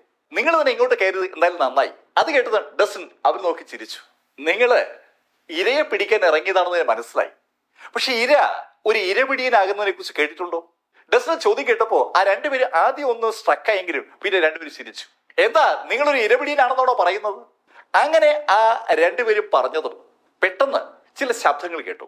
ചില ആളുകൾ അങ്ങോട്ട് ഓടി വരുന്ന ശബ്ദമാണ് കേട്ടത്. ഡസ്റ്റൻ റിയാസ് ശരിക്കും തയ്യാറെടുപ്പോടുകൂടി ലിയാമിനെയും നോവയും ആ അണ്ടർഗ്രൗണ്ട് സ്ഥലത്തേക്ക് എത്തിച്ചതാണെന്ന് ആ ശബ്ദം വിളിച്ചു പറയുകയാണ്. ശബ്ദം കേട്ട ദിക്കിലേക്ക് ലിയാമും നോവയും നോക്കുമ്പോൾ അറിയാതെ ഡസ്റ്റൻ നോക്കി പോവുകയാണ്. ഒരു 10-20 ആളുകളെ നയിച്ചുകൊണ്ട് സാക്ഷാൽ ക്രിസ് നോളൻ അങ്ങോട്ട് കടന്നു വരുന്നതാണ് അപ്പോ ഡസ്റ്റൻ കണ്ടത്. ഡസ്റ്റൻ റിയാസും ലിയാമും അതുപോലെ നോവയും ആ വാതിലിന്റെ ഭാഗത്തേക്ക് നോക്കുമ്പോൾ ക്രിസ് നോളൻ ഒരു 20ഓളം ആളുകളുമായി അകത്തു വന്നു. ക്രിസ് നോളൻ ശരിക്കും ത്രില്ലാണ്. ക്രിസ് നോളൻ ഡസ്റ്റൻ നോക്കി അങ്ങ് അലറുകയാണ്. എടാ ഡസ്റ്റൻ, നിന്റെ അവസാനമായടാ, നീ ആരെന്ന് കരുതിയിട്ടാ നീ നടാഷയുടെ ഒപ്പം കൂടിയത്? ക്രിസ് നോളന്റെ പ്രശ്നം അപ്പോഴാണ് ഡസ്റ്റൻ മനസ്സിലായത്. നടാഷയെ പോലെ ഒരു സുന്ദരിയെ ഫ്രണ്ട് ആക്കാൻ ആഗ്രഹിക്കാത്തവർ ആരും ഉണ്ടാകില്ല. അതിൽ ഡസ്റ്റൻ വിജയിച്ചു, ക്രിസ് തോറ്റുപോയി. അതാണ് യഥാർത്ഥത്തിൽ സംഭവിച്ചിരിക്കുന്നത്. അതിൽ സ്വാഭാവികമായിട്ടും ഒരു അസൂയ ക്രിസിന് ഡസ്റ്റനോട് ഉണ്ടാവും. പക്ഷെ ആ അസൂയ വളർന്നു വലുതായി ശരിക്കും ദേഷ്യമായി മാറിയിരിക്കുകയാണ്. ഡസ്റ്റന്റെ കൈയും കാലും തല്ലി ഒടിക്കാനുള്ള ഒരു മൈൻഡ് സെറ്റിലേക്ക് ക്രിസ് എത്തിയിരിക്കുകയാണ്. ഡസ്റ്റനെ കഥ മനസ്സിലായി. ഡസ്റ്റൻ ക്രിസിനോട് പറഞ്ഞു, ക്രിസ്, നീ കാണിക്കുന്നത് ശരിയല്ല.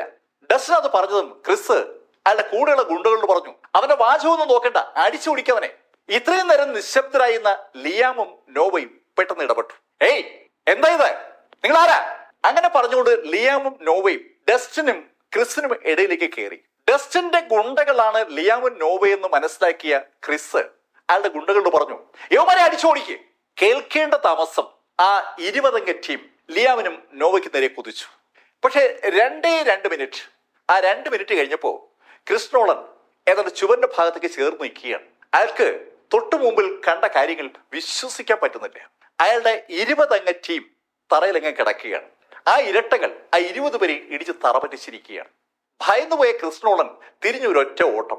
അയാൾ ഓടുന്നത് ലിയാമും നോവയും കണ്ടു. അയാളെ ഒന്ന് നോക്കിയിട്ട് ലിയാമും നോവയും ഡസ്റ്റിന് നേരെ തിരിഞ്ഞു. മിസ്റ്റർ ഡസ്റ്റിൻ, ഞങ്ങള് വാമപ്പ് ചെയ്യാനായിട്ട് ഒരു മാർഗവുമില്ലെന്ന് ആലോചിക്കുമ്പോഴാണ് യവന്മാർ വന്നത്. എന്തായാലും ഒന്ന് വാമപ്പ് ചെയ്യാൻ പറ്റി. ഓക്കെ, ഇനി നിന്റെ കാര്യം, നിന്നെ അങ്ങ് തീർക്കാനാണ് ഞാൻ കേട്ടിരിക്കുന്ന ഓർഡർ. അങ്ങനെ പറഞ്ഞുകൊണ്ട് നോവ 2 സ്റ്റെപ്പ് മുന്നോട്ട് വെച്ച് ഒരൊറ്റ ചാട്ടം. ഒറ്റ ഇടിക്ക് ഡസ്റ്റിനെ തീർക്കാൻ വേണ്ടിയാണ് നോവ മുന്നോട്ട് ചാടിയത്. ഈ സമയത്ത് ആ ഹാളിൽ നിന്ന് പുറത്തേക്ക് ഓടിയ ക്രിസ് നോളൻ പതുക്കെ അകത്തേക്ക് എത്തി നോക്കുകയാണ്. അകത്ത് എന്താണ് സംഭവിക്കുന്നത് അറിയാൻ വേണ്ടിയാണ് അയാളൊന്ന് നോക്കിയത്.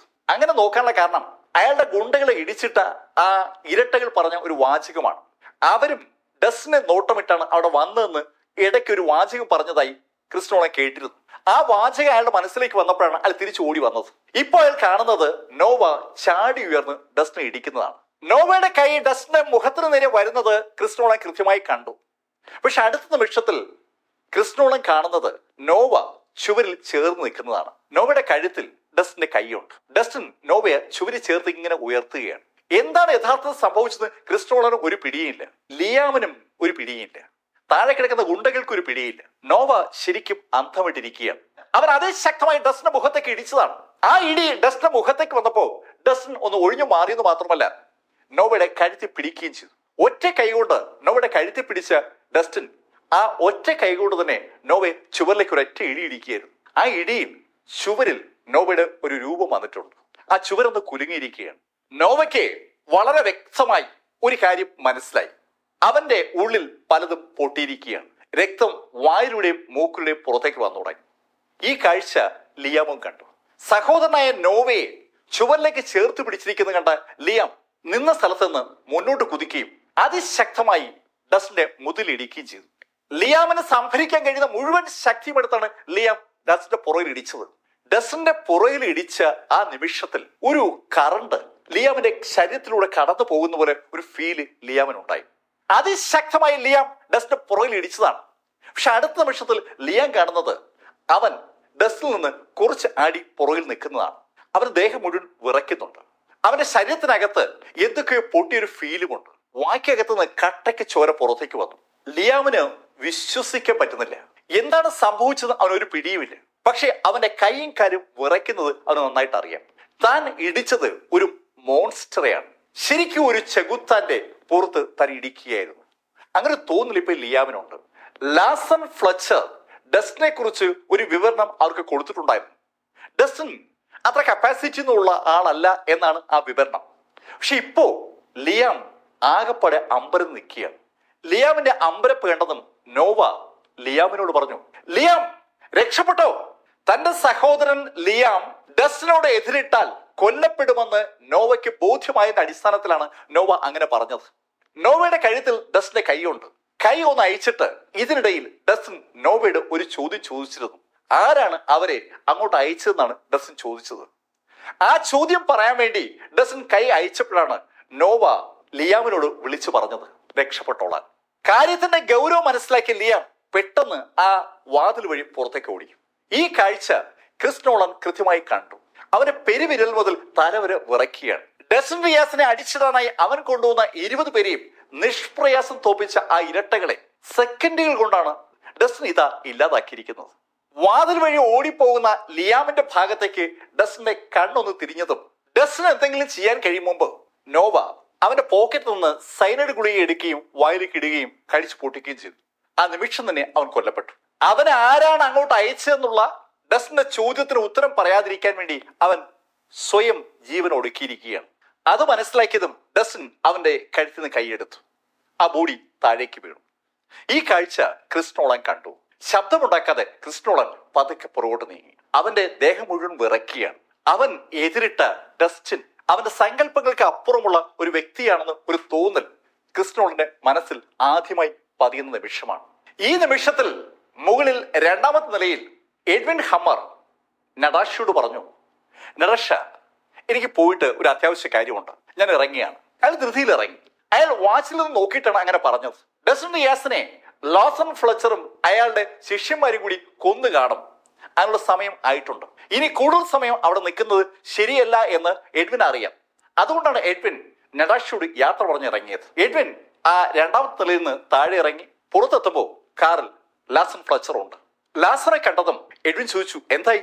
അതിപ്പോ ശരിയായിട്ടുണ്ടാവും, അവന്റെ കാര്യം തീർന്നു കാണും. ലിയാമും നോവയും അവന് പുറകെ ഉണ്ടായിരുന്നു. ഇനി നമ്മളിവിടെ നിൽക്കാൻ പാടില്ല. അങ്ങനെ പറഞ്ഞിട്ട് ലാസൺ കാർ സ്റ്റാർട്ട് ചെയ്തു. ഏതാനും നിമിഷങ്ങൾക്ക് മുമ്പാണ് ഹാർമൺ കുടുംബത്തിന്റെ സംരക്ഷകനായി ഡസ്റ്റിനെ നടാഷ ഹാർമൺ സ്റ്റേജിൽ അവതരിപ്പിച്ചത്. ആ രക്ഷകൻ ആ ബിൽഡിങ്ങിൽ വെച്ച് കൊല്ലപ്പെട്ടു എന്ന് കേൾക്കുമ്പോൾ സ്വാഭാവികമായിട്ട് പ്രശ്നമുണ്ടാവുന്ന ലാസനും അതുപോലെ ഹമർക്കും അറിയാം. അതുകൊണ്ടാണ് രണ്ടുപേരും വേഗം അവിടുന്ന് മാറിയത്. അവരെ രണ്ടുപേരും വഹിച്ചുകൊണ്ട് ആ കാറ് ആ കോമ്പൗണ്ടിൽ നിന്ന് പുറത്തേക്ക് നീങ്ങുമ്പോൾ മുകളിലത്തെ നിലയിലേക്ക് ഡസ്റ്റിനെ എത്തി. ഡസ്റ്റിനെ കണ്ടത് നടാഷ ചോദിച്ചു, എന്തായി? ഒരുത്തൻ രക്ഷപ്പെട്ടു പോയി, പക്ഷേ അവൻ അധികം സമയമൊന്നുമില്ല. നടാഷയും ഡസ്റ്റിനും തമ്മിലുള്ള ആ സംഭാഷണം കഴിഞ്ഞ് കൃത്യം 1 മണിക്കൂർ കഴിഞ്ഞ് കാണും. ഹമ്മറുടെ ബിൽഡിങ്ങിൽ എഡ്വിൻ ഹമ്മറും ലാസൺ ഫ്ലെച്ചറും കൂടി സംസാരിച്ചുകൊണ്ടിരിക്കുകയാണ്. അപ്പോഴാണ് ആ മുറിയിലേക്ക് ഒരു ബോഡി ഗാർഡ് ഓടി വന്നത്. സാർ, ഒരു പ്രശ്നമുണ്ട്. എന്ത് പ്രശ്നം? സാർ, ലിയാം വന്നിരിക്കുന്നു. ലിയാം വന്നതിന് എന്ത് പ്രശ്നം? സാർ, ലിയാമിന് തീരെ വയ്യ. ലിയാമിന് തീരെ വയ്യെന്ന് കേട്ടതും എഡ്വിൻ ഹമ്മറും ലാസൺ ഫ്ലെച്ചറും ചാടി എണീറ്റു. അവർ രണ്ടുപേരും അതിവേഗം ആ ബോഡി ഗാർഡിനൊപ്പം പുറത്തേക്ക് വന്നു. അവർ രണ്ടുപേരും സംസാരിച്ചുകൊണ്ടിരുന്ന മുറിക്ക് പുറത്തുള്ള ഹാളിന്റെ അറ്റത്തായി സാക്ഷാൽ ലിയാം കിടക്കുകയാണ്. ദൂരം തന്നെ അവർ ലിയാമിനെ കണ്ടു. ലോസൺ ഫ്ലെച്ചറും എഡ്വിൻ ഹമ്മറും ഓടി ലിയാമിന്റെ അടുത്തെത്തി. അവൻ എന്തോ പറയാൻ ശ്രമിക്കുന്നുണ്ട്. അവന്റെ അടുത്തേക്ക് കുനിഞ്ഞ എഡ്വിനോടായി അവൻ പറഞ്ഞു, നോവ പോയി. നോവ അവന്റെ സഹോദരനാണ്. നോവ പോയി എന്ന് പറഞ്ഞ ആ നിമിഷത്തിൽ അവന്റെ വായി കൂടി രക്തം പുറത്തേക്ക് വന്നു. എഡ്വിൻ ഹമ്മറിന് എന്തെങ്കിലും ചെയ്യാൻ കഴിയുമ്പോൾ ലിയാം ഒന്ന് കുലുങ്ങി. ഈ കാഴ്ച കണ്ടുകൊണ്ട് നിൽക്കുകയാണ് ലാസൺ ഫ്ലെച്ചർ. ലാസൺ ഫ്ലെച്ചർക്ക് ആ കാര്യം വ്യക്തമാണ്. ലിയാം മരിച്ചു. അത് മനസ്സിലാക്കാതെ എഡ്വിൻ ഹമ്മർ ലിയാമിനൊന്ന് കുലുക്കുന്നുണ്ട്. അത് കേട്ടതും ലാസൺ എഡ്വിൻ ഹമ്മറോട് പറഞ്ഞു, അവൻ മരിച്ചു. ശരിക്കും വിശ്വസിക്കാനാവാത്ത ഒരു സ്റ്റേറ്റ്മെന്റ് ആണ് ഇപ്പോ ലാസൺ ഫ്ലെച്ചർ പറഞ്ഞത്. ലാസൺ ഫ്ലെച്ചറുടെ ഏറ്റവും വിശ്വസ്തരായ 2 അനുയായികളാണ് ലിയാമും നോവയും. നോവ മരിച്ചു എന്ന് ലിയാം തന്നെ പറഞ്ഞു. അത് പറയാൻ വേണ്ടി മാത്രം ലിയാം അവിടെ എത്തിയ പോലെയുണ്ട്. പറഞ്ഞു കഴിഞ്ഞതും അവന് മരിച്ചു. ലിയാമിന്റെ ബോഡിയിലേക്ക് നോക്കിയിട്ട് എഡ്വിൻ ഹമ്മർ അവിടെ നിന്ന് എണീറ്റു. എഡ്വിൻ ഹമ്മറും ലാസണും മുഖത്തോട് മുഖം നോക്കി. എഡ്വിൻ ലാസനോട് പറഞ്ഞു, നമുക്ക് ഇതിന് പ്രതികാരം ചെയ്യണം. അത് കേട്ടതും ലാസൺ എഡ്വിനോട് പറഞ്ഞു, എഡ്വിൻ, നമ്മള് ഇപ്പൊ ഒന്നും ചെയ്യണ്ട. നമ്മള് ഹാർമൺ കുടുംബത്തിനെതിരായി എന്തെങ്കിലും ചെയ്താൽ അത് ശരിയാകില്ല. നമുക്ക് നമ്മുടെ ആ തുറുപ്പ് ചീട്ട് എന്ത് ചെയ്യുമെന്ന് നോക്കാം. അവരുടെ തുറുപ്പ് ചീട്ട് ട്രെവർ സ്പാനറിന്റെ സഹോദരൻ ട്രാവിസ് സ്പാനർ സ്ഥലത്തെത്തിയിട്ടുണ്ട്. അയാളെ എല്ലാരും വിളിക്കുക വട്ടൻ ജനറൽ എന്നാണ്. ആ വട്ടൻ എന്തെങ്കിലും ചെയ്യുമെന്ന് അവർക്ക് 100% ഉറപ്പാണ്. എഡ്വിൻ ഹമ്മറോട് ട്രാവിസ് സ്പാനറെ കുറിച്ച് ഫ്ലെച്ചർ സംസാരിക്കുമ്പോൾ സ്പാനർ ബിൽഡിങ്ങിൽ ട്രാവിസ് സ്പാനർ അവിടെ എത്തിയിരിക്കുന്ന ആളുകളോട് സംസാരിച്ചുകൊണ്ടിരിക്കുകയാണ്. ഒത്തിരി ആളുകളെ സ്വിൻഡനിലെ വിവിധ ഭാഗങ്ങളിലേക്ക് ട്രാവിസിന്റെ ആളുകൾ അയച്ചിരുന്നു. ആ ആളുകൾ റിപ്പോർട്ട് ചെയ്യുകയാണ്, മേസൺ സ്പാനറെ സകല സ്ഥലത്തും തിരക്കെങ്കിലും അവർക്ക് കണ്ടുപിടിക്കാൻ പറ്റിയിട്ടില്ല. ട്രെവർ സ്പാനറെ കൊന്നത് അയാളുടെ മകൻ മേസൺ ആണെന്ന് ആളുകൾക്കൊക്കെ അറിയാം. ആ മേസറെ കണ്ടുപിടിക്കാനായിട്ടാണ് ട്രാവിസ് ആളുകളെ വിട്ടത്. പക്ഷെ ആളെ കണ്ടുപിടിക്കാൻ പറ്റിയിട്ടില്ല. ട്രെവർ സ്പാനറെ കൊന്ന മേസനെ കൈയോടെ പിടികൂടണം. അവനെ കൊന്ന് കാലുപുരിക്ക് അയച്ചതിന് ശേഷമേ ട്രെവറുടെ ബോഡി സംസ്കരിക്കൂ. അതാണ് ട്രാവിസ് എടുത്തിരിക്കുന്ന തീരുമാനം. അതിനുവേണ്ടിയാണ് സ്വിൻഡൻ മുഴുവൻ ആളുകളെ ട്രാവിസ് വിന്യസിപ്പിച്ചത്. പക്ഷെ അതുകൊണ്ടൊന്നും ഫലം ഉണ്ടായിട്ടില്ല. ട്രാവിസിന്റെ ആൾക്കാർക്ക് മേസനെ കണ്ടുപിടിക്കാൻ പറ്റിയിട്ടില്ല. എന്താണ് ഇനി ചെയ്യേണ്ടതെന്ന് ട്രാവിസ് ആലോചിക്കുമ്പോൾ ഒരാൾ ഓടി വന്നു. സർ, ഒരു വിവരം കിട്ടിയിട്ടുണ്ട്. എന്ത് വിവരമാ? സർ, ട്രേ ഗ്രൂപ്പിൽ ഇന്നലെ ഒരു സംഭവം ഉണ്ടായിരുന്നു. സർ, ഇന്നലെ ട്രേ ഗ്രൂപ്പിൽ മിസ്റ്റർ ട്രെവർ കൊല്ലപ്പെടുന്നതിന് മുമ്പ് 2 ആളുകൾ അദ്ദേഹത്തെ കാണാൻ വന്നിരുന്നു. ആരാ അവർ? ഡാലിയൻ നിക്കോൾസൺ എന്ന ക്വിനൻ ഗ്രൂപ്പിന്റെ സിഇഒയും ഹണ്ടർ ആൻഡേഴ്സനുമാണ് മിസ്റ്റർ ട്രെവറെ കാണാൻ വന്നിരുന്നത്. നീ എന്താ പറയുന്നത്? സർ, അവർ 2 പേർക്കും ട്രെവറിന്റെ മരണവുമായി ബന്ധമുണ്ട്. നീ അന്വേഷിച്ചായിരുന്നോ? സർ, ഞാൻ അന്വേഷിച്ചു. സർ, അവരും ട്രെവറുമായി ഒരു പ്രശ്നമുണ്ടായി. ആ കാര്യങ്ങളൊക്കെ ഞാൻ അന്വേഷിച്ചറിഞ്ഞിരിക്കുകയാണ്. ട്രേ ഗ്രൂപ്പിന്റെ ഓഫീസ് റെക്കോർഡുകളിൽ ഡാലിയൻ നിക്കോൾസനും ഹണ്ടർ ആൻഡേഴ്സനും വന്ന രേഖകൾ ഉണ്ടെന്ന് ആ മനുഷ്യൻ കണ്ടെത്തിയത് കൊണ്ടാണ് അയാൾ ആ കാര്യം ട്രാവിസിനോട് പറഞ്ഞത്. ട്രാവിസിനോട് ആ വ്യക്തി ആ കഥകൾ പറയുമ്പോൾ വീൽ ചെയറിലിരിക്കുന്ന എഡ്വേർഡ് അവന്റെ അങ്കിളിനോട് പറഞ്ഞു, അങ്കിൾ, അത് ശരിയാകും. ഈ ഡാലിയൻ നിക്കോൾസൺ ആള് കുഴപ്പക്കാരിയാണ്. എഡ്വേർഡ് കൂടി അങ്ങനെ പറഞ്ഞതും ട്രാവിസ് അയാളുടെ ടീം അംഗങ്ങൾക്ക് നിർദ്ദേശം കൊടുത്തു. ഈ ഡാലിയൻ നിക്കോൾസനെയും അവളുമായി ബന്ധപ്പെട്ട ആളുകളെയും എത്രയും പെട്ടെന്ന് ഇവിടെ എത്തിക്കുക. ട്രാവിസിന് നിർദ്ദേശം കിട്ടിയതും ആ ബിൽഡിങ്ങിന് പുറത്തുണ്ടായിരുന്ന വാഹനങ്ങൾ പുറത്തേക്ക് നീങ്ങി. ഈ സമയത്ത് ഡാലിയ നിക്കോൾസനെ അഭിനന്ദിച്ചുകൊണ്ട് അവളുടെ വീട്ടുകാരെല്ലാം കൂടി ഒരു പാർട്ടി നടത്തുകയാണ്. ഹെൻറിയും ജോണും ഫ്ലോറൻസും ജെയിംസും ഡാലിയുടെ സെക്രട്ടറിയും പിന്നെ ക്രിസ് നോളാനും വേറെ ചില ബന്ധുക്കളൊക്കെ ഉണ്ട്. ഡാലിയ നിക്കോൾസന്റെ ക്യുനിൻ ഗ്രൂപ്പ് ഹാർമൺ ഗ്രൂപ്പുമായി ഒരു ടൈപ്പ് ഉണ്ടാക്കിയതിന്റെ ആഘോഷമാണ് നടക്കുന്നത്. ഒരു ചെറിയ പാർട്ടിയാണ്. എല്ലാവരും ഡാലിയ ശരിക്കും പോയിട്ട് സംസാരിക്കുകയാണ്. ഡാലിയ, നീ ഈ സ്വിൻഡനിലെ അറിയപ്പെടുന്ന ഒരു ബിസിനസ് മാഗ്നറ്റ് ആവും.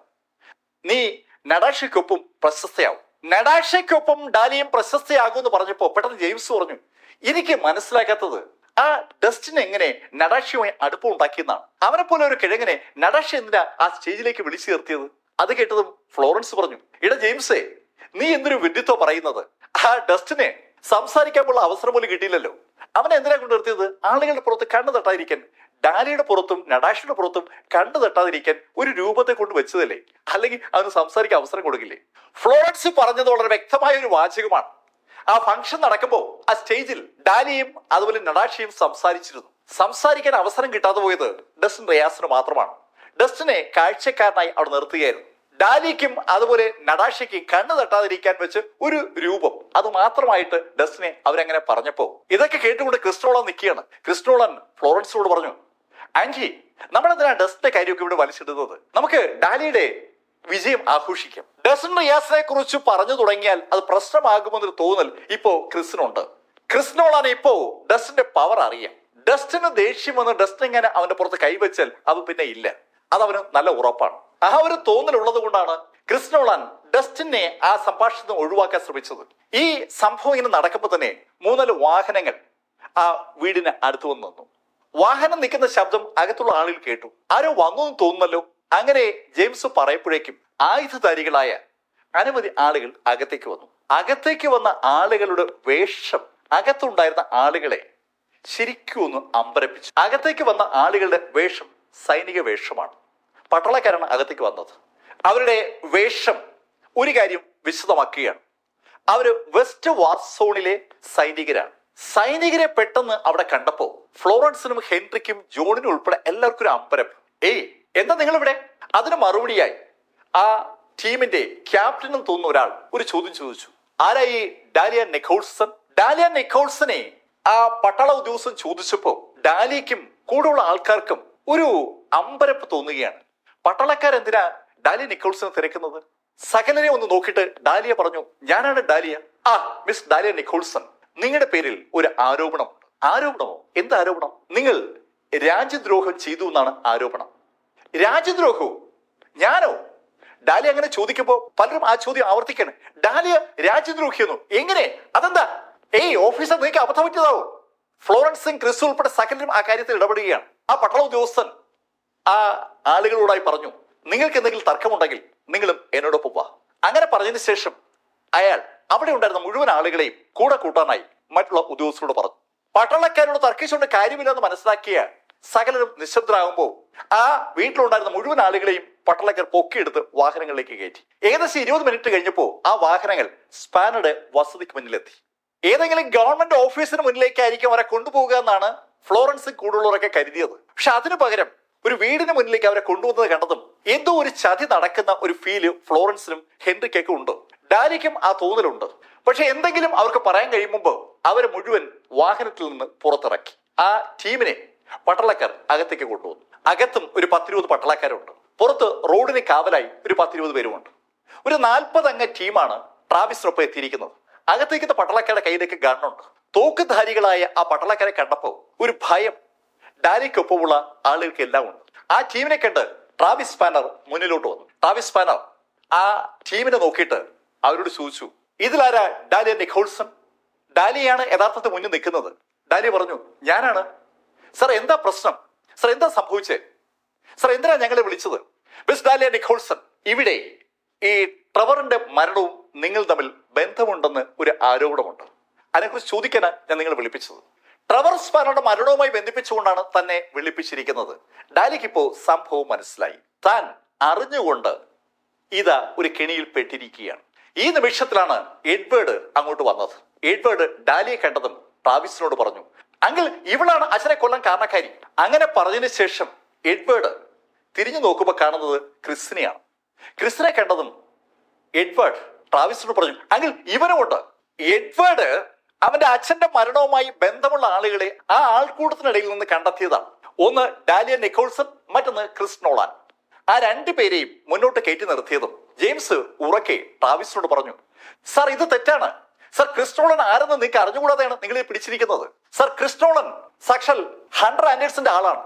ജെയിംസ് അത് പറഞ്ഞതും എഡ്വേർഡ് ഉറക്കെ പറഞ്ഞു, അങ്കിൾ ഞാൻ പറഞ്ഞില്ലേ ഇവൻ ഹണ്ടർ ആൻഡേഴ്സിന്റെ ആളാണ്. ഹണ്ടർ ആൻഡേഴ്സിന് ഈ ഡാലിയും കൂടിയാണ് എന്റെ അച്ഛനെ കൊന്നത്. സർ ഇവനാണ് കൂടെ നിന്ന കക്ഷി. ഹണ്ടർ ആൻഡേഴ്സിനുമായി ബന്ധമുണ്ടോ എന്ന് ഒറ്റ കാരണത്താലാണ് ക്രിസ് നോളനെ ഇപ്പോ അറസ്റ്റ് ചെയ്തിരിക്കുന്നത്. കഥ ക്രിസ് നോളന് മനസ്സിലായി. ആ തോന്നൽ ഉണ്ടായതും ക്രിസ് നോളൻ എഡ്വേർഡിനോടും ട്രാവിസിനോടായി പറഞ്ഞു, ഏയ് നിങ്ങൾ തെറ്റിദ്ധരിച്ചിരിക്കുകയാണ്, എനിക്ക് ഈ ഹണ്ടർ ആൻഡേഴ്സുമായി ഒരു ബന്ധവുമില്ല. അത് കേട്ടതും ജെയിംസ് പറഞ്ഞു, ഈ ക്രിസ് എന്താ ഈ പറയുന്നത്? നീയല്ലേ അന്ന് ഹണ്ടർ ആൻഡേഴ്സിനെ വിളിച്ചു വരുത്തി ഞങ്ങളേക്ക് രക്ഷിച്ചത്? ജെയിംസ് മിണ്ടാതിരിക്കെ, എനിക്ക് ഹണ്ടർ അറിയത്ത പോലുമില്ല, ഹണ്ടറുമായിട്ട് എനിക്കൊരു ബന്ധവുമില്ല. ക്രിസ് നോളനെ ഇടപെട്ടത് കൊണ്ടാണ് ഡാലിയ നിക്കോൾസനെ ട്രെവറിന്റെ അടുത്ത് നിന്ന് ഇറക്കിക്കൊണ്ടു പോവാൻ ഹണ്ടർ ആൻഡേഴ്സ് വന്നതെന്നാണ് ഇതുവരെ എല്ലാവരും വിശ്വസിച്ചിരുന്നത്. ഇപ്പൊ ഇതാ ക്രിസ് നോളൻ തന്നെ പറയുകയാണ് അവന് ഹണ്ടർ ആൻഡേഴ്സനുമായി ഒരു ബന്ധവുമില്ല. ക്രിസ് നീ എന്തിനാ ഭയപ്പെടുന്നത്? നിന്റെ അച്ഛൻ ഇടപെട്ടുകൊണ്ടല്ലേ ഡാലിയുടെ കമ്പനിക്ക് ഹാർമൺ കമ്പനിയുമായി ടൈപ്പ് ആക്കാൻ പറ്റിയത്. ഏയ് ജെയിംസ് നീ എന്തൊക്കെയാ വിളിച്ചു പറയുന്നത്? എന്റെ അച്ഛൻ ഇടപെട്ടെന്നോ? എന്റെ അച്ഛൻ ആരും വിളിച്ചിട്ടില്ല, എനിക്ക് ഇതുമായിട്ട് ഒരു ബന്ധവുമില്ല. ക്രിസ് നീ എന്തിനാ ഇങ്ങനെ പറയുന്നത്? ജെയിംസ് വീണ്ടും വീണ്ടും അത് ചോദിച്ചതും ക്രിസ് നോളൻ ജെയിംസിനോട് പറഞ്ഞു, ഏയ് നിങ്ങളൊക്കെ എന്നെ തെറ്റിദ്ധരിച്ചിരിക്കുകയാണ്. എനിക്ക് സത്യത്തിൽ ഈ ഹണ്ടർ ആൻഡേഴ്സനുമായി ഒരു ബന്ധവുമില്ല. ഡാലിയുടെ കമ്പനിക്ക് ഹാർമൺ കമ്പനിയുമായി ടൈപ്പ് ഉണ്ടാക്കാൻ കഴിഞ്ഞതിൽ എനിക്കൊരു ബന്ധവുമില്ല. ഡാലിയുടെ ക്യുനൻ കമ്പനിക്ക് ഹാർമൺ കമ്പനിയുമായി ടൈപ്പ് ഉണ്ടാക്കാൻ ഇടവന്നത് ക്രിസ് നോളന്റെ അച്ഛന്റെ ഇടപെടൽ കൊണ്ടാണെന്നാണ് ഇതുവരെ അവർ വിശ്വസിച്ചിരുന്നത്. ഇപ്പോ ക്രിസ് നോളൻ തന്നെ പറയുന്നു അയാൾ അങ്ങനെ ഇടപെട്ടിട്ടേ ഇല്ല, അയാൾക്ക് അതിനുള്ള കഴിവില്ല. ക്രിസ് നീ എന്തിനാ ഇപ്പൊ ഇങ്ങനെ പറയുന്നത്? ഇടാ ജെയിംസ് മണ്ട, എനിക്ക് അങ്ങനെ വല്ല കഴിവുണ്ടായിരുന്നെങ്കിൽ എന്റെ കമ്പനി കടക്കണിയിലാവൂ. ക്രിസ് നിന്റെ കമ്പനി കടക്കണിയിലാണെന്നോ? അതെ എന്റെ കമ്പനി കടക്കണിയിലാണ്. ആ കടക്കണിയിൽ നിന്ന് രക്ഷപ്പെടാനാണ് നിങ്ങളിതൊക്കെ ഞാൻ പണം വാങ്ങിച്ചത്. ക്രിസ് നീ ഞങ്ങളെ പറ്റിക്കായിരുന്നു. ഞാൻ പറ്റിച്ചു. നിങ്ങൾ പറ്റിയതല്ലേ? നിങ്ങളുടെ ഡസ്റ്റിൻ പറഞ്ഞതല്ലേ എന്റെ കമ്പനിയെ കുറിച്ച് അന്വേഷണം നടക്കുന്നു. ആ അന്വേഷണം നടക്കുന്നു പറഞ്ഞ വാസ്തവമാണ്. എന്റെ കമ്പനി പൂട്ടാൻ പോവുകയാണ്. അതിന് മുമ്പ് കുറച്ച് കാശുണ്ടാക്കാനായിട്ട് നിങ്ങളുടെ അടുത്ത് വന്നത്. നിങ്ങളോട് ഡസ്റ്റിൻ പറഞ്ഞില്ലേ ഞാൻ കള്ളനാണെന്ന്? എന്നിട്ട് നിങ്ങൾ വിശ്വസിക്കുന്നതിന് എന്റെ കുഴപ്പമില്ലല്ലോ. അത്രയും പറഞ്ഞതിന് ശേഷം ക്രിസ് ട്രാവിസിന് നേരെ തിരിഞ്ഞു, സാർ എനിക്ക് ഇവരുമായിട്ട് ഒരു ബന്ധവുമില്ല, ഇവർ കുറച്ച് മണ്ടന്മാരാണ് സാർ, ഇവർക്കാണ് ഹൺഡ്രോട്ടൊക്കെ ബന്ധമുള്ളത്, എനിക്ക് ഒരു ബന്ധവുമില്ല. ഇത്രയും കഥകൾ കേട്ട് കഴിഞ്ഞപ്പോ ട്രാവിസ് അയാളുടെ കൂടെയുള്ള പട്ടാളക്കാരോട് പറഞ്ഞു, ഓക്കെ ഈ ഇവനെയും ഈ ഡാലിയും ഇവിടെ നിർത്തുക, ബാക്കിയുള്ളവർ മുഴുവൻ ഇവിടെ നിന്ന് കൊണ്ടുപോയി തടവിലാക്ക്. നിക്കോൾസൺ കുടുംബവുമായി ബന്ധമുള്ള ബാക്കിയുള്ള മുഴുവൻ ആളുകളെയും പെട്ടെന്ന് അവിടുന്ന് പോക്കി മാറ്റി. ഡാലിയ നിക്കോൾസണും ക്രിസ് നോളനും ഒന്നും ചെയ്യാൻ കഴിയും മുമ്പ് ആ മുഴുവൻ പേരെയും അവിടെ നിന്ന് വാഹനങ്ങളിൽ പുറത്തേക്ക് കൊണ്ടുപോയി. അവരെ പുറത്തേക്ക് കൊണ്ടുപോകുന്നത് കണ്ടതും ക്രിസ് നോളൻ ട്രാവിസിനോട് പറഞ്ഞു, സാർ ഇതിനൊക്കെ കാരണം ഒരു ഡസ്റ്റിൻ റിയാസ് ആണ്. ഡസ്റ്റിൻ റിയാസിലേക്ക് കഥ കൊണ്ടുവന്നാൽ തനിക്ക് രക്ഷപ്പെടാൻ കഴിയുമെന്ന് തോന്നലുണ്ടായത് കൊണ്ടാണ് പെട്ടെന്ന് ക്രിസ് നോളൻ കഥ മാറ്റിയത്. ഡസ്റ്റിൻ റിയാസ് എന്ന പേര് കേട്ടതും എഡ്വേർഡ് അവന്റെ അങ്കിളിനോട് പറഞ്ഞു, അതേ എങ്കിൽ ആ ഡസ്റ്റിൻ റിയാസ് അവനാണ് കുഴപ്പക്കാരൻ. എഡ്വേർഡ് അങ്ങനെ പറഞ്ഞതും ക്രിസ് എഡ്വേർഡിനോടും ട്രാവിസിനോടായി പറഞ്ഞു, സാർ ഈ ഡാലിയുടെ ഭർത്താവാണ് ഡസ്റ്റിൻ. ഡസ്റ്റിൻ റിയാസ് ഡാലിയ നിക്കോൾസന്റെ ഹസ്ബൻഡ് ആണെന്നുള്ള കാര്യം ഇപ്പോഴാണ് എഡ്വേർഡ് അറിയുന്നത്. ഡാലിയ നിക്കോൾസനെ രക്ഷിക്കാൻ എന്തുകൊണ്ട് ഡസ്റ്റിൻ റിയാസ് ഇടപെട്ടു എന്ന് ഇപ്പോഴാണ് എഡ്വേർഡ് മനസ്സിലാകുന്നത്. എഡ്വേർഡ് മുഖത്ത് ഒരു പുഞ്ചിരി വിരിഞ്ഞു. അങ്കിൾ ഇവളും ഇവളുടെ ഭർത്താവും കുഴപ്പക്കാരാണ്. അത് കേട്ടതും ട്രാവിസ് ഡാലിയുടെ നേരെ തിരിഞ്ഞു. ഏയ് ഡാലിയ എവിടെ ഡസ്റ്റിൻ? എനിക്കറിയില്ല. ഏയ് ഡാലിയ നീ ഉത്തരം പറയുന്നതാണ് നിനക്ക് നല്ലത്. എവിടെ ഡസ്റ്റിൻ? എനിക്കറിയില്ല. ഡസ്റ്റിൻ റിയാസ് എവിടെയുണ്ടെന്ന് പറയാൻ ഡാലിയ നിക്കോൾസൺ ഒരുക്കമല്ല. ഇപ്പൊ അവൾക്ക് ഏതാണ്ട് കഥ മനസ്സിലായിട്ടുണ്ട്. ഇനി അവൾക്ക് രക്ഷപ്പെടാൻ പറ്റില്ല.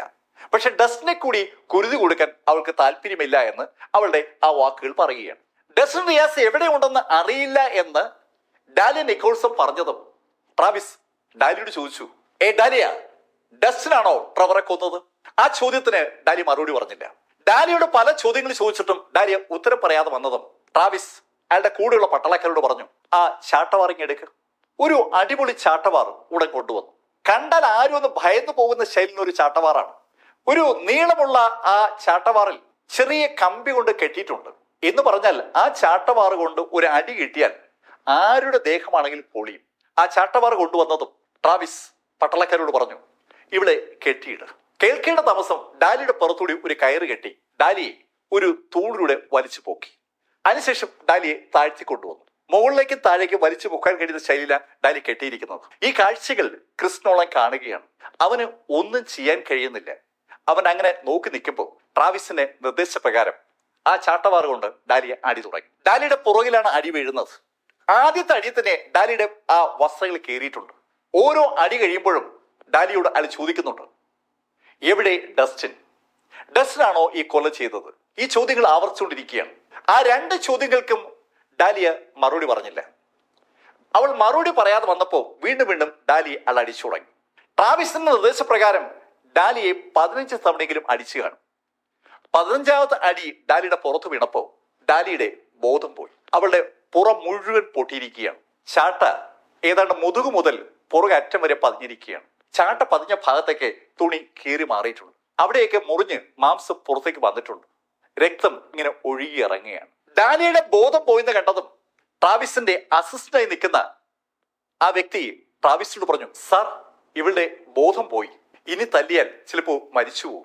ഇവിടെ യഥാർത്ഥത്തിൽ വെസ്റ്റ് വാർസോണിന്റെ പേരിൽ ജനറൽ ട്രാവിസ് നിയമം കയ്യിലെടുത്തിരിക്കുകയാണ്. അയാളുടെ അനുജൻ മരിച്ചതിലുള്ള സങ്കടവും ദേഷ്യവും അയാളുടെ തീർക്കുന്നതാണ്.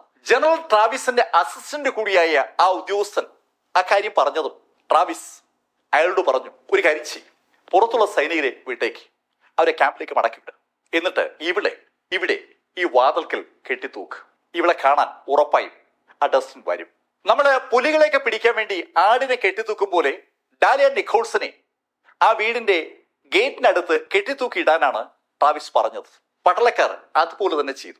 ട്രാവിസിന്റെ നിർദ്ദേശപ്രകാരം ഡാലിയ നിക്കോൾസനെ ആ വീടിന്റെ മുന്നിലെ ഗേറ്റിനടുത്തായി കെട്ടിത്തൂക്കിക്കൊണ്ടിരിക്കുന്ന ആ നിമിഷത്തിൽ പീസ് മെഡിക്കൽ സെന്ററിലായിരുന്ന ഡസ്റ്റിൻ റിയാസിന് ഒരു കോൾ വന്നു. കോൾ വിളിച്ചത് സാക്ഷാൽ ഹണ്ടർ ആൻഡേഴ്സനാണ്. ഡസ്റ്റിൻ, ഡാലിയെ അറസ്റ്റ് ചെയ്യപ്പെട്ടു. ഡാലിയെ അറസ്റ്റ് ചെയ്തു. ആര്? എന്തിന്? ആ ട്രെവറുടെ സഹോദരൻ ട്രാവിസ് അറസ്റ്റ് ചെയ്തത്. ട്രെവറുടെ സ്പാനർ ബംഗ്ലാവിലേക്ക് ഡാലിയെ കൊണ്ടുപോയിന്ന് അറിഞ്ഞത്. അത് കേട്ടതും ഡസ്റ്റിൻ റിയാസ് ഫോൺ വെച്ചു. ഹണ്ടർ ആൻഡേഴ്സന് ഡസ്റ്റിനോട് എന്തെങ്കിലും പറയാൻ കഴിയുമ്പോൾ ഫോൺ വെച്ച ഡസ്റ്റിൻ ചാടി പുറത്തിറങ്ങി. നിമിഷ നേരം കൊണ്ട് വാഹനത്തിലേക്ക് കയറിയ ഡസ്റ്റിൻ അതിവേഗം സ്പാനർ ബംഗ്ലാവിലേക്ക് തിരിച്ചു. സാധാരണഗതിയിൽ 20 മിനിറ്റിലധികം സമയമെടുക്കും പീസ് മെഡിക്കൽ സെന്ററിൽ നിന്ന് സ്പാനറുടെ ബംഗ്ലാവിലെത്താൻ. പക്ഷേ 8-9 മിനിറ്റ് സമയം കൊണ്ട് ഡസ്റ്റിൻ അവിടെ എത്തി. ഇതിനിടയിൽ റോഡില് ലൈറ്റുകളൊന്നും ഡസ്റ്റിൻ കണ്ടില്ല എന്ന് പറഞ്ഞാൽ അതാണ് ശരി. ഡസ്റ്റിൻ റിയാസിന്റെ കാറ് സ്പാനറുടെ ആ വീടിന്റെ അടുത്തുള്ള റോഡിൽ ചവിട്ടി നിർത്തിയിട്ട് ഡസ്റ്റിൻ റിയാസ് ഗേറ്റിന് നേരെ ഓടി. ഗേറ്റിനടുത്തേക്ക് ഓടി വന്ന ഡസ്റ്റിൻ റിയാസ് കണ്ടത് കെട്ടിത്തൂക്കിയിരിക്കുന്ന ഡാലിയ നിക്കോൾസനെയാണ്. കെട്ടിത്തൂക്കിയിട്ടിരിക്കുന്നത് ഡാലിയ ആണെന്ന് കണ്ട ഡസ്റ്റിൻ ഒന്ന് ചാടി ഉയർന്ന് ഒറ്റ കൈകൊണ്ട് ഡാലിയെ കെട്ടിരിക്കുന്ന കയറിൽ ഒരൊറ്റ വെട്ട് കൈകൊണ്ട്. ആ കൈ അവിടെ പതിച്ചതും ആ കയററ്റതും ഡാലിയുടെ ബോഡി താഴേക്ക് വീണു. താഴേക്ക് ആ ബോഡി എത്തുമ്പോൾ ഡസ്റ്റിൻ താഴെ എത്തി. ഡസ്റ്റിൻ 2 കൈ കൊണ്ട് ആ ബോഡി കയ്യിലേറ്റുവാങ്ങി. ഡസ്റ്റിന്റെ 2 കൈയിലായി ഡാലിയ നിക്കോൾസൺ ഇങ്ങനെ കിടക്കുകയാണ്. ഡാലിയുടെ മുതുക് ശരിക്കും അടികൊണ്ട് പൊളിഞ്ഞിരിക്കുകയാണ്. ഏതാണ്ട് കഴുത്ത് മുതൽ കാൽപാദം വരെ രക്തത്തിൽ കുളിച്ചു കിടക്കുകയാണ്. തന്റെ കയ്യിൽ കിടക്കുന്ന ഡാലിയ നിക്കോൾസന്റെ ബോഡിയിലേക്ക് നോക്കിയ ഡസ്റ്റിന്റെ കണ്ണിൽ ശരിക്കും ദേഷ്യം ഇങ്ങനെ ഇരച്ചു കയറുകയാണ്. ഈ സമയത്ത് ആ ബിൽഡിങ്ങിനകത്ത് നിന്ന് പട്ടാളക്കാർ മുന്നോട്ട് കുതിച്ചു. സകലരുടെ കയ്യിലും ഗണ്ണുണ്ട്. ഗണ്ണ് നിവർത്തി പിടിച്ചുകൊണ്ട് ആ പട്ടാളക്കാർ മുന്നോട്ട് വരുമ്പോൾ അകത്ത് നിന്ന് ട്രാവിസ് പറഞ്ഞു, നീയാണല്ലേ ഡസ്റ്റിൻ? അങ്ങനെ ചോദിച്ചുകൊണ്ടാണ് അയാൾ മുന്നോട്ട് വന്നത്. ഈ സമയത്ത് വീൽ ചെയറിൽ എഡ്വിനും അങ്ങോട്ട് വന്നു. അവരെല്ലാവരും അകത്ത് ഒളിച്ചിരിക്കുകയായിരുന്നു. ഡാലിയ എന്ന ഇര കാണിച്ച് ഡസ്റ്റിനെ പിടിക്കാൻ വേണ്ടിയാണ് അവരങ്ങനെ ഒളിച്ചിരുന്നത്. ഈ സമയത്താണ് എഡ്വേർഡ് മുന്നോട്ട് വരുന്നത്. എഡ്വേർഡിന്റെ കയ്യിൽ ആ ചാട്ടയുണ്ട്. നേരത്തെ ഡാലിയെ അടിക്കാൻ ഉപയോഗിച്ച അതേ ചാട്ടയുമായി വീൽ ചെയറിൽ ഇരിക്കുന്ന എഡ്വേർഡിനെ കണ്ട ഡസ്റ്റിൻ അവനോട് ചോദിച്ചു, നീയാണോ ഡാലിയെ അടിച്ചത്? അതെ, ഞാനാ അടിച്ചത്. വളരെ സന്തോഷത്തോടുകൂടിയാണ് എഡ്വേർഡ് അങ്ങനെ പറഞ്ഞത്. എഡ്വേർഡ് അങ്ങനെ പറഞ്ഞതും കൈകളിൽ ഡാലിയുമായി ഡസ്റ്റിൻ മുന്നോട്ട് നീങ്ങുകയാണ്. 2 കൈകളിലായി ഡാലിയെ താങ്ങിയിരിക്കുന്ന ഡസ്റ്റിന് അടുത്തേക്കാണ് തോക്കുമായി ആ പട്ടാളക്കാർ കുതിച്ചത്. പക്ഷെ അടുത്ത നിമിഷത്തിൽ അത്ഭുതകരമായ ചില കാര്യങ്ങൾ സംഭവിച്ചു. തന്റെ അടുത്തേക്ക് പട്ടാളക്കാർ എത്തുന്നതുവരെ കാത്തു നിൽക്കാനുള്ള ക്ഷമ ഡസ്റ്റിനില്ല. ഡസ്റ്റിൻ മുന്നോട്ട് കുതിച്ചു. 1, 2, 3 സ്റ്റെപ്പ് ആയപ്പോൾ ഡസ്റ്റിൻ പട്ടാളക്കാരന്റെ അടുത്തെത്തി. ഏറ്റവും മുന്നിൽ വന്ന പട്ടാളക്കാരന്റെ നെഞ്ചിലേക്ക് ഡസ്റ്റിന് വലതുകാൽ പതിച്ചു. ഡസ്റ്റിന് രണ്ട് കൈയിലായിട്ട് ഡാലി കിടക്കുകയാണ്. ആ ഡാലിയെ അങ്ങനെ കയ്യിൽ താങ്ങിക്കൊണ്ട് വലതുകാൽ ഉയർത്തി മുന്നിൽ വന്ന പട്ടാളക്കാരന്റെ നെഞ്ചിലേക്ക് ഡസ്റ്റിൻ ചവിട്ടുമ്പോൾ അതൊരു കാഴ്ചയായിരുന്നു. വലതുകാൽ ആ പട്ടാളക്കാരന്റെ നെഞ്ചിലേക്ക് ചവിട്ടി കാല് തറയിൽ വെച്ച് ഡസ്റ്റിൻ ഇടത് കാല് ഉയർത്തി ഇടതുവശത്ത് കണ്ട പട്ടാളക്കാരനെ ചവിട്ടി. ഡസ്റ്റിന് ഇടതുകാല് ആ പട്ടാളക്കാരന്റെ കഴുത്തിലാ കൊണ്ടത്. ഇത് രണ്ടും അതിവേഗത്തിലാ സംഭവിച്ചത്. കൂടെ ഓടിയെത്തിയ പട്ടാളക്കാരുടെ മുഖത്തേക്കും ദേഹത്തേക്കൊക്കെ രക്തവും മാംസവും തെറിച്ചതാണ് അതിന്റെ ഫലം. ഡസ്റ്റിന്റെ വലതുകാൽ നെഞ്ചിൽ തറച്ച ആ പട്ടാളക്കാരന്റെ നെഞ്ച് പൊട്ടി കാല് നെഞ്ചിനകത്തേക്ക് കയറിയിരുന്നു. ഒറ്റ ചവിട്ടിന് ഡസ്റ്റിൻ ആ പട്ടാളക്കാരന്റെ നെഞ്ച് തകർക്കുകയായിരുന്നു. ആ ചവിട്ടിൽ അവിടെ ഒരു ഹോള് വീണതാണ്. മാംസം പുറകെ വന്ന ആളുകളുടെ പുറത്തേക്ക് തെറിച്ചു, രക്തവും. അത് തന്നെയാണ് ഇടതു ഭാഗത്തു നിന്ന് പട്ടാളക്കാരന് സംഭവിച്ചത്. അവന്റെ കഴുത്ത് ഒറ്റ ചവിട്ടിൽ പൊട്ടുകയായിരുന്നു. പൊട്ടിയ കഴുത്തിൽ നിന്ന് രക്തവും മാംസ കഷ്ണങ്ങളും പുറകിലേക്ക് തെറിച്ചു. എന്താണ് സംഭവിച്ചതെന്ന് പട്ടാളക്കാർക്ക് പിടികിട്ടും മുമ്പ് ഡസ്റ്റിൻ ഡാലിയുമായി ആ പട്ടാളക്കാരുടെ ഇടയിലേക്ക് പാഞ്ഞു കയറി. അവരുടെ എല്ലാവരുടെ കയ്യിലും ഗണ്ണുണ്ട്. ഗണ്ണ് ഉയർത്തി വെടിവെക്കണമെന്ന ആഗ്രഹം അവർക്കുണ്ടായിരുന്നു. പക്ഷേ ആ ആഗ്രഹം നിറവേറ്റാനായി ട്രിഗറിലേക്ക് വിരൽ അമർത്താൻ ശ്രമിക്കും മുമ്പ് തന്നെ ആ 20 പട്ടാളക്കാരും കൊല്ലപ്പെട്ടു. ഡസ്റ്റിന്റെ കാല് പതിയുന്ന നിമിഷം ആള് കൊല്ലപ്പെടുകയാണ്. വേഗതയും പവറും ഒന്നിച്ചു ചേർത്ത ഒരു താണ്ഡവം, അതാണ് അവിടെ സംഭവിച്ചത്. കൃത്യം 2 മിനിറ്റ് കഴിഞ്ഞപ്പോൾ 20 ഡെഡ് ബോഡികൾ അവിടെ വീണ് കിടപ്പുണ്ട്. ബാലൻസ് ഉള്ളത് ട്രാവിസും ട്രാവിസിന്റെ അസിസ്റ്റന്റും എഡ്വേർഡും പിന്നെ ക്രിസ് നോളനും മാത്രമാണ്. 20 പട്ടാളക്കാരുടെയും കയ്യിൽ ഗണ്ണുണ്ടായിരുന്നു. ആ ഗണ്ണെടുക്കാനും ഡസ്റ്റിനെ വെടിവെക്കാനും അവർക്ക് സമയം കിട്ടിയില്ല എന്ന് പറഞ്ഞാൽ അതാണ് ശരി. അവരറിഞ്ഞില്ല അവർ കൊല്ലപ്പെട്ടത്. ഡസ്റ്റിൻ കൈ ഉപയോഗിച്ചിട്ടേ ഇല്ല, കാല് മാത്രമാണ് ഉപയോഗിച്ചിരിക്കുന്നത്. ഡസ്റ്റിൻ ആളുകളുടെ പുറത്തേക്ക് ചവിട്ടി കയറുമ്പോഴും തലയിലേക്ക് കാലുകൊണ്ട് അടിക്കുമ്പോഴും തല തെറിച്ചു പോകുന്ന കാഴ്ച എങ്ങനെ പറയുക? വീൽ ചെയറിലിരിക്കുന്ന എഡ്വേർഡ് പുറകിൽ മറഞ്ഞു നിൽക്കുന്ന ക്രിസ് നോളനും വാ പൊളിച്ചാണ് ആ കാഴ്ച കണ്ടത്. ക്രിസ് നോളൻ അവന്റെ കണ്ണുകൊണ്ട് കണ്ടതാണ് ഡസ്റ്റിന് ഒരാൾ പുറത്ത് ചവിട്ടിയിട്ട് ഇടത് കാലുയർത്തി ഒരുത്തിന്റെ തലയിലേക്ക് അടിക്കുന്നത്. ആ തല ഇളകി തെറിച്ചു പോവുകയായിരുന്നു. ആ തല അടുത്ത് നിൽക്കുന്ന ഒരു തലയിലിരിക്കുന്നതും ആ തല തെറിക്കുന്നതും ക്രിസ് കണ്ടു. ശരിക്കും അമ്പരപ്പിക്കുന്ന അവിശ്വസനീയമായ ഒരു കാഴ്ച അതാണ് ക്രിസ് നോളൻ കണ്ടത്. കൃത്യം 2 മിനിറ്റ് കൊണ്ട് 20 ആളുകളും ഡെഡ് ബോഡികളായി. ട്രാവിസ് സ്പാനർ വിശ്വസിക്കാനാവാതാണ് ആ കാഴ്ച കണ്ടത്. അയാൾ വെസ്റ്റ് വാർസോണിന്റെ ജനറലാണ്, ലഫ്റ്റനന്റ് ജനറലാണ്. അയാൾക്ക് എന്താണ് സംഭവിച്ചെന്ന് ഒരു പിടിയുമില്ല. ഒരു സിനിമ കാണും പോലെ അയാൾ കണ്ടതാണ്. അയാളുടെ ചുറ്റും രക്തം ഇങ്ങനെ ചിതറിത്തെറിക്കുന്നത് അയാൾ കണ്ടു. ആദ്യം ഒന്ന് അമ്പരന്ന് പോയെങ്കിലും ദേഷ്യം വന്ന ട്രാവിസ് ഒന്ന് മുന്നോട്ട് കുതിച്ച് ഒരു ഒറ്റ ഇടി ഡസ്റ്റിന്റെ പുറകിൽ അതിശക്തമായിട്ടാണ് അയാൾ ഇടിച്ചത്.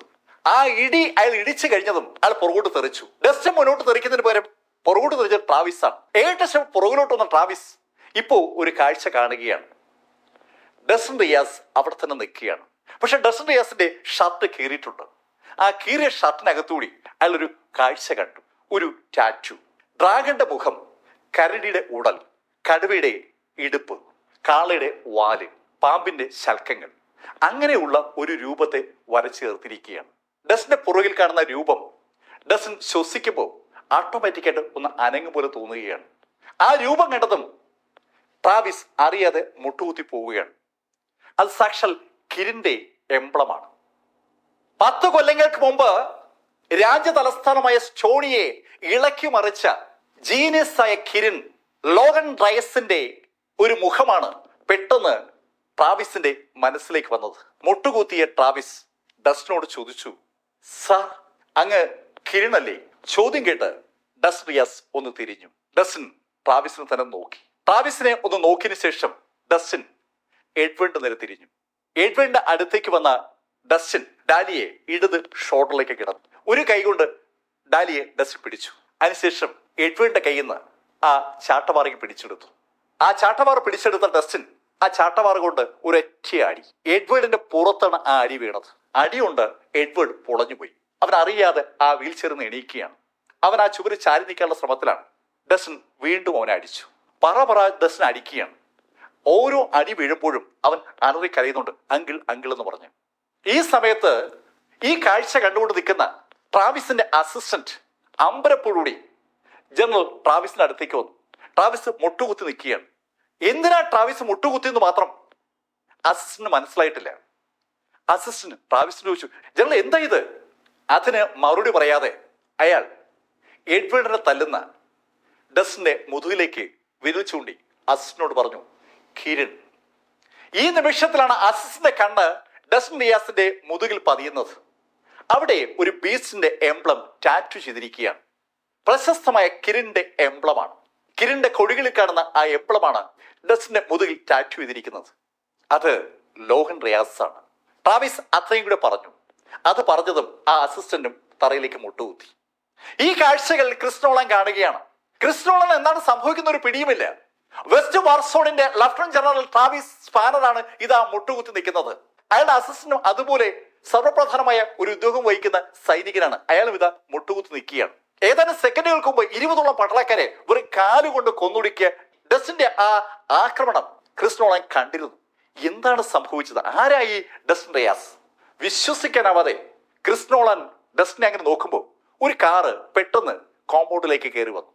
അതിന്റെ പുറകെ അനവധി കാറുകൾ വരികയാണ്. ബാക്കി കാറുകളൊക്കെ റോഡിൽ നിർത്തിയപ്പോൾ ഒരു കാർ മാത്രം അകത്തേക്ക് വന്നു. കാറ് നിർത്തി പുറത്തിറങ്ങിയത് സാക്ഷാൽ ഹണ്ടർ ആൻഡേഴ്സൺ ആണ്. ഹണ്ടർ ആൻഡേഴ്സനെ കണ്ടപ്പോൾ അടികൊണ്ട് പൊളയുന്ന എഡ്വേർഡിന് ഒരു ആശ്വാസമായി. എഡ്വേർഡ് ഒരു പരുവത്തിൽ ഡസ്റ്റിന്റെ മുന്നിലൂടെ ഹണ്ടറിന്റെ അടുത്തേക്ക് നീങ്ങി. സാർ രക്ഷിക്കണം, സാർ രക്ഷിക്കണം. തന്റെ അടുത്തേക്ക് വരുന്ന എഡ്വേർഡിനെ മൈൻഡ് ചെയ്യാതെ ഹണ്ടർ ആൻഡേഴ്സൺ ആ വാഹനത്തിന്റെ പുറകിലോട്ട് പോയി ആ വാഹനത്തിന്റെ പുറകിലത്തെ ഡോർ തുറന്നു. പുറകിലത്തെ ഡോറ് ഹണ്ടർ ആൻഡേഴ്സൺ തുറക്കുമ്പോൾ എല്ലാവരുടെയും കണ്ണുകൾ ആ പുറകിലത്തെ ഡോറിലേക്കാണ്. ഡോറ് തുറന്നു കഴിഞ്ഞതും അതിനകത്തുനിന്നും ഒരാൾ പുറത്തിറങ്ങി. ലേശ് പ്രായമുള്ള ഒരു വ്യക്തിയാണ്. പ്രായമുള്ള വ്യക്തി പുറത്തിറങ്ങുമ്പോൾ അയാളെ കാണുമ്പോൾ തന്നെ ഒരു കൗതുകമുണ്ട്. ശരിക്കും പ്രായമുണ്ടെങ്കിലും ഒരു ആഢ്യത്വം വിളിച്ചോതുന്ന ഒരു മുഖഭാവമുള്ള ഒരു മനുഷ്യൻ. അയാളുടെ മുടിയൊന്ന് ഒതുക്കി, കോട്ട് ഒന്ന് വൃത്തിയാക്കി, കോട്ട് നേരെ പിടിച്ചിട്ട് വളരെ ഗമയിൽ ഡസ്റ്റിന് അടുത്തേക്ക് വന്നു.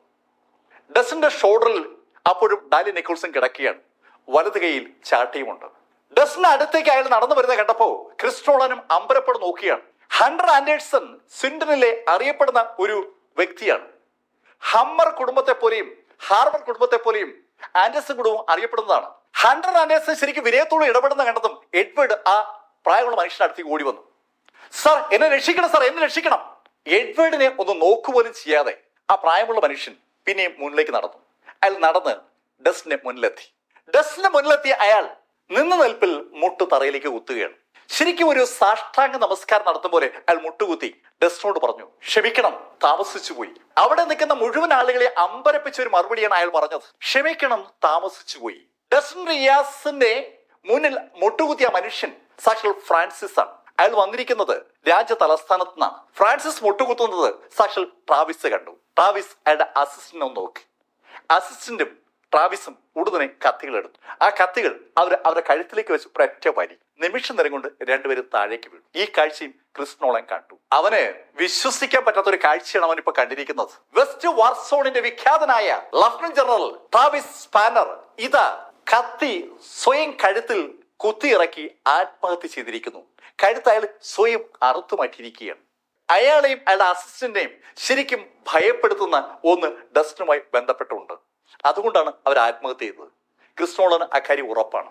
ക്രിസ് നോളൻ അങ്ങനെ നോക്കി നിൽക്കുമ്പോൾ ഒരു കാര്യം കൂടി സംഭവിച്ചു. ഡസ്റ്റിൻ റിയാസ് എഡ്വേർഡിനെ പിന്നെയും അടി തുടങ്ങി. തന്റെ മുന്നിൽ മുട്ടുകുത്തി നിൽക്കുന്ന ആ പ്രായമുള്ള മനുഷ്യനെ മൈൻഡ് ചെയ്യാതെയാണ് എഡ്വേർഡിനെ ഡസ്റ്റിൻ റിയാസ് അടിച്ചത്. അടിയേറ്റ് എഡ്വേർഡ് താഴെ വീണു.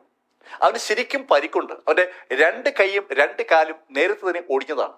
അവിടെയൊക്കെ പ്ലാസ്റ്റർ ഇട്ടിരിക്കുകയാണ്. അടി തുരുതുര അവന്റെ പുറത്തേക്ക് വീണപ്പോ ദേഹം മുഴുവൻ പൊട്ടുകയാണ്. തറയിലേക്ക് വീണ അവന്റെ അടുത്തേക്ക് ഡസ്റ്റിൻ നടന്നെത്തി. ഡസ്റ്റിൻ വലത് കാലുയർത്തി അവന് നെഞ്ചിലേക്ക് വെച്ചു. ഒരൊറ്റ ചവിട്ട്. മൊത്തം ആളുകളും സ്തംഭിച്ചു പോകുന്ന ആ രംഗം അവിടെ സംഭവിച്ചു. ആ ചവിട്ടിൽ എഡ്വേർഡിന്റെ ആ ബോഡി ചിതറി. നെഞ്ച് തകർന്ന് എഡ്വേർഡ് എന്ന വ്യക്തി ഇല്ലാതാകുന്നത് ശ്വാസം അടക്കി പിടിച്ചാണ് ക്രിസ് നോളൻ കണ്ടത്. എഡ്വേർഡിന്റെ ബോഡി നിശ്ചലമാകുന്നത് നോക്കിയിട്ട് ഒന്നും പറയാതെ ഡസ്റ്റിൻ പുറത്തേക്ക് നീങ്ങി. അപ്പോഴും ഡസ്റ്റിന്റെ തോളിൽ ഡാലിയ നിക്കോൾസൺ ഉണ്ട്. ഈ സമയം വരെയും നിശബ്ദരായി നിൽക്കുകയാണ് സാക്ഷാൽ ഹണ്ടർ ആൻഡേഴ്സൺ. ഡസ്റ്റിൻ പോയി കഴിഞ്ഞതും മുട്ടുകുത്തി നിൽക്കുകയായിരുന്ന ഫ്രാൻസിസ് എണീറ്റു. ഈ സമയത്താണ് ക്രിസ് നോളൻ ഓടി അങ്ങോട്ട് വന്നത്. സാർ എന്നെ രക്ഷിക്കണം. ആരാ നീ? സാർ ഞാൻ ഡസ്റ്റിന്റെ സുഹൃത്താണ്. സുഹൃത്താണ്? ശരി, എന്നാ പൊയ്ക്കോ. സുഹൃത്താണെന്ന് പറഞ്ഞതുകൊണ്ട് മാത്രം ക്രിസ് നോളനെ ഫ്രാൻസിസ് വിട്ടു.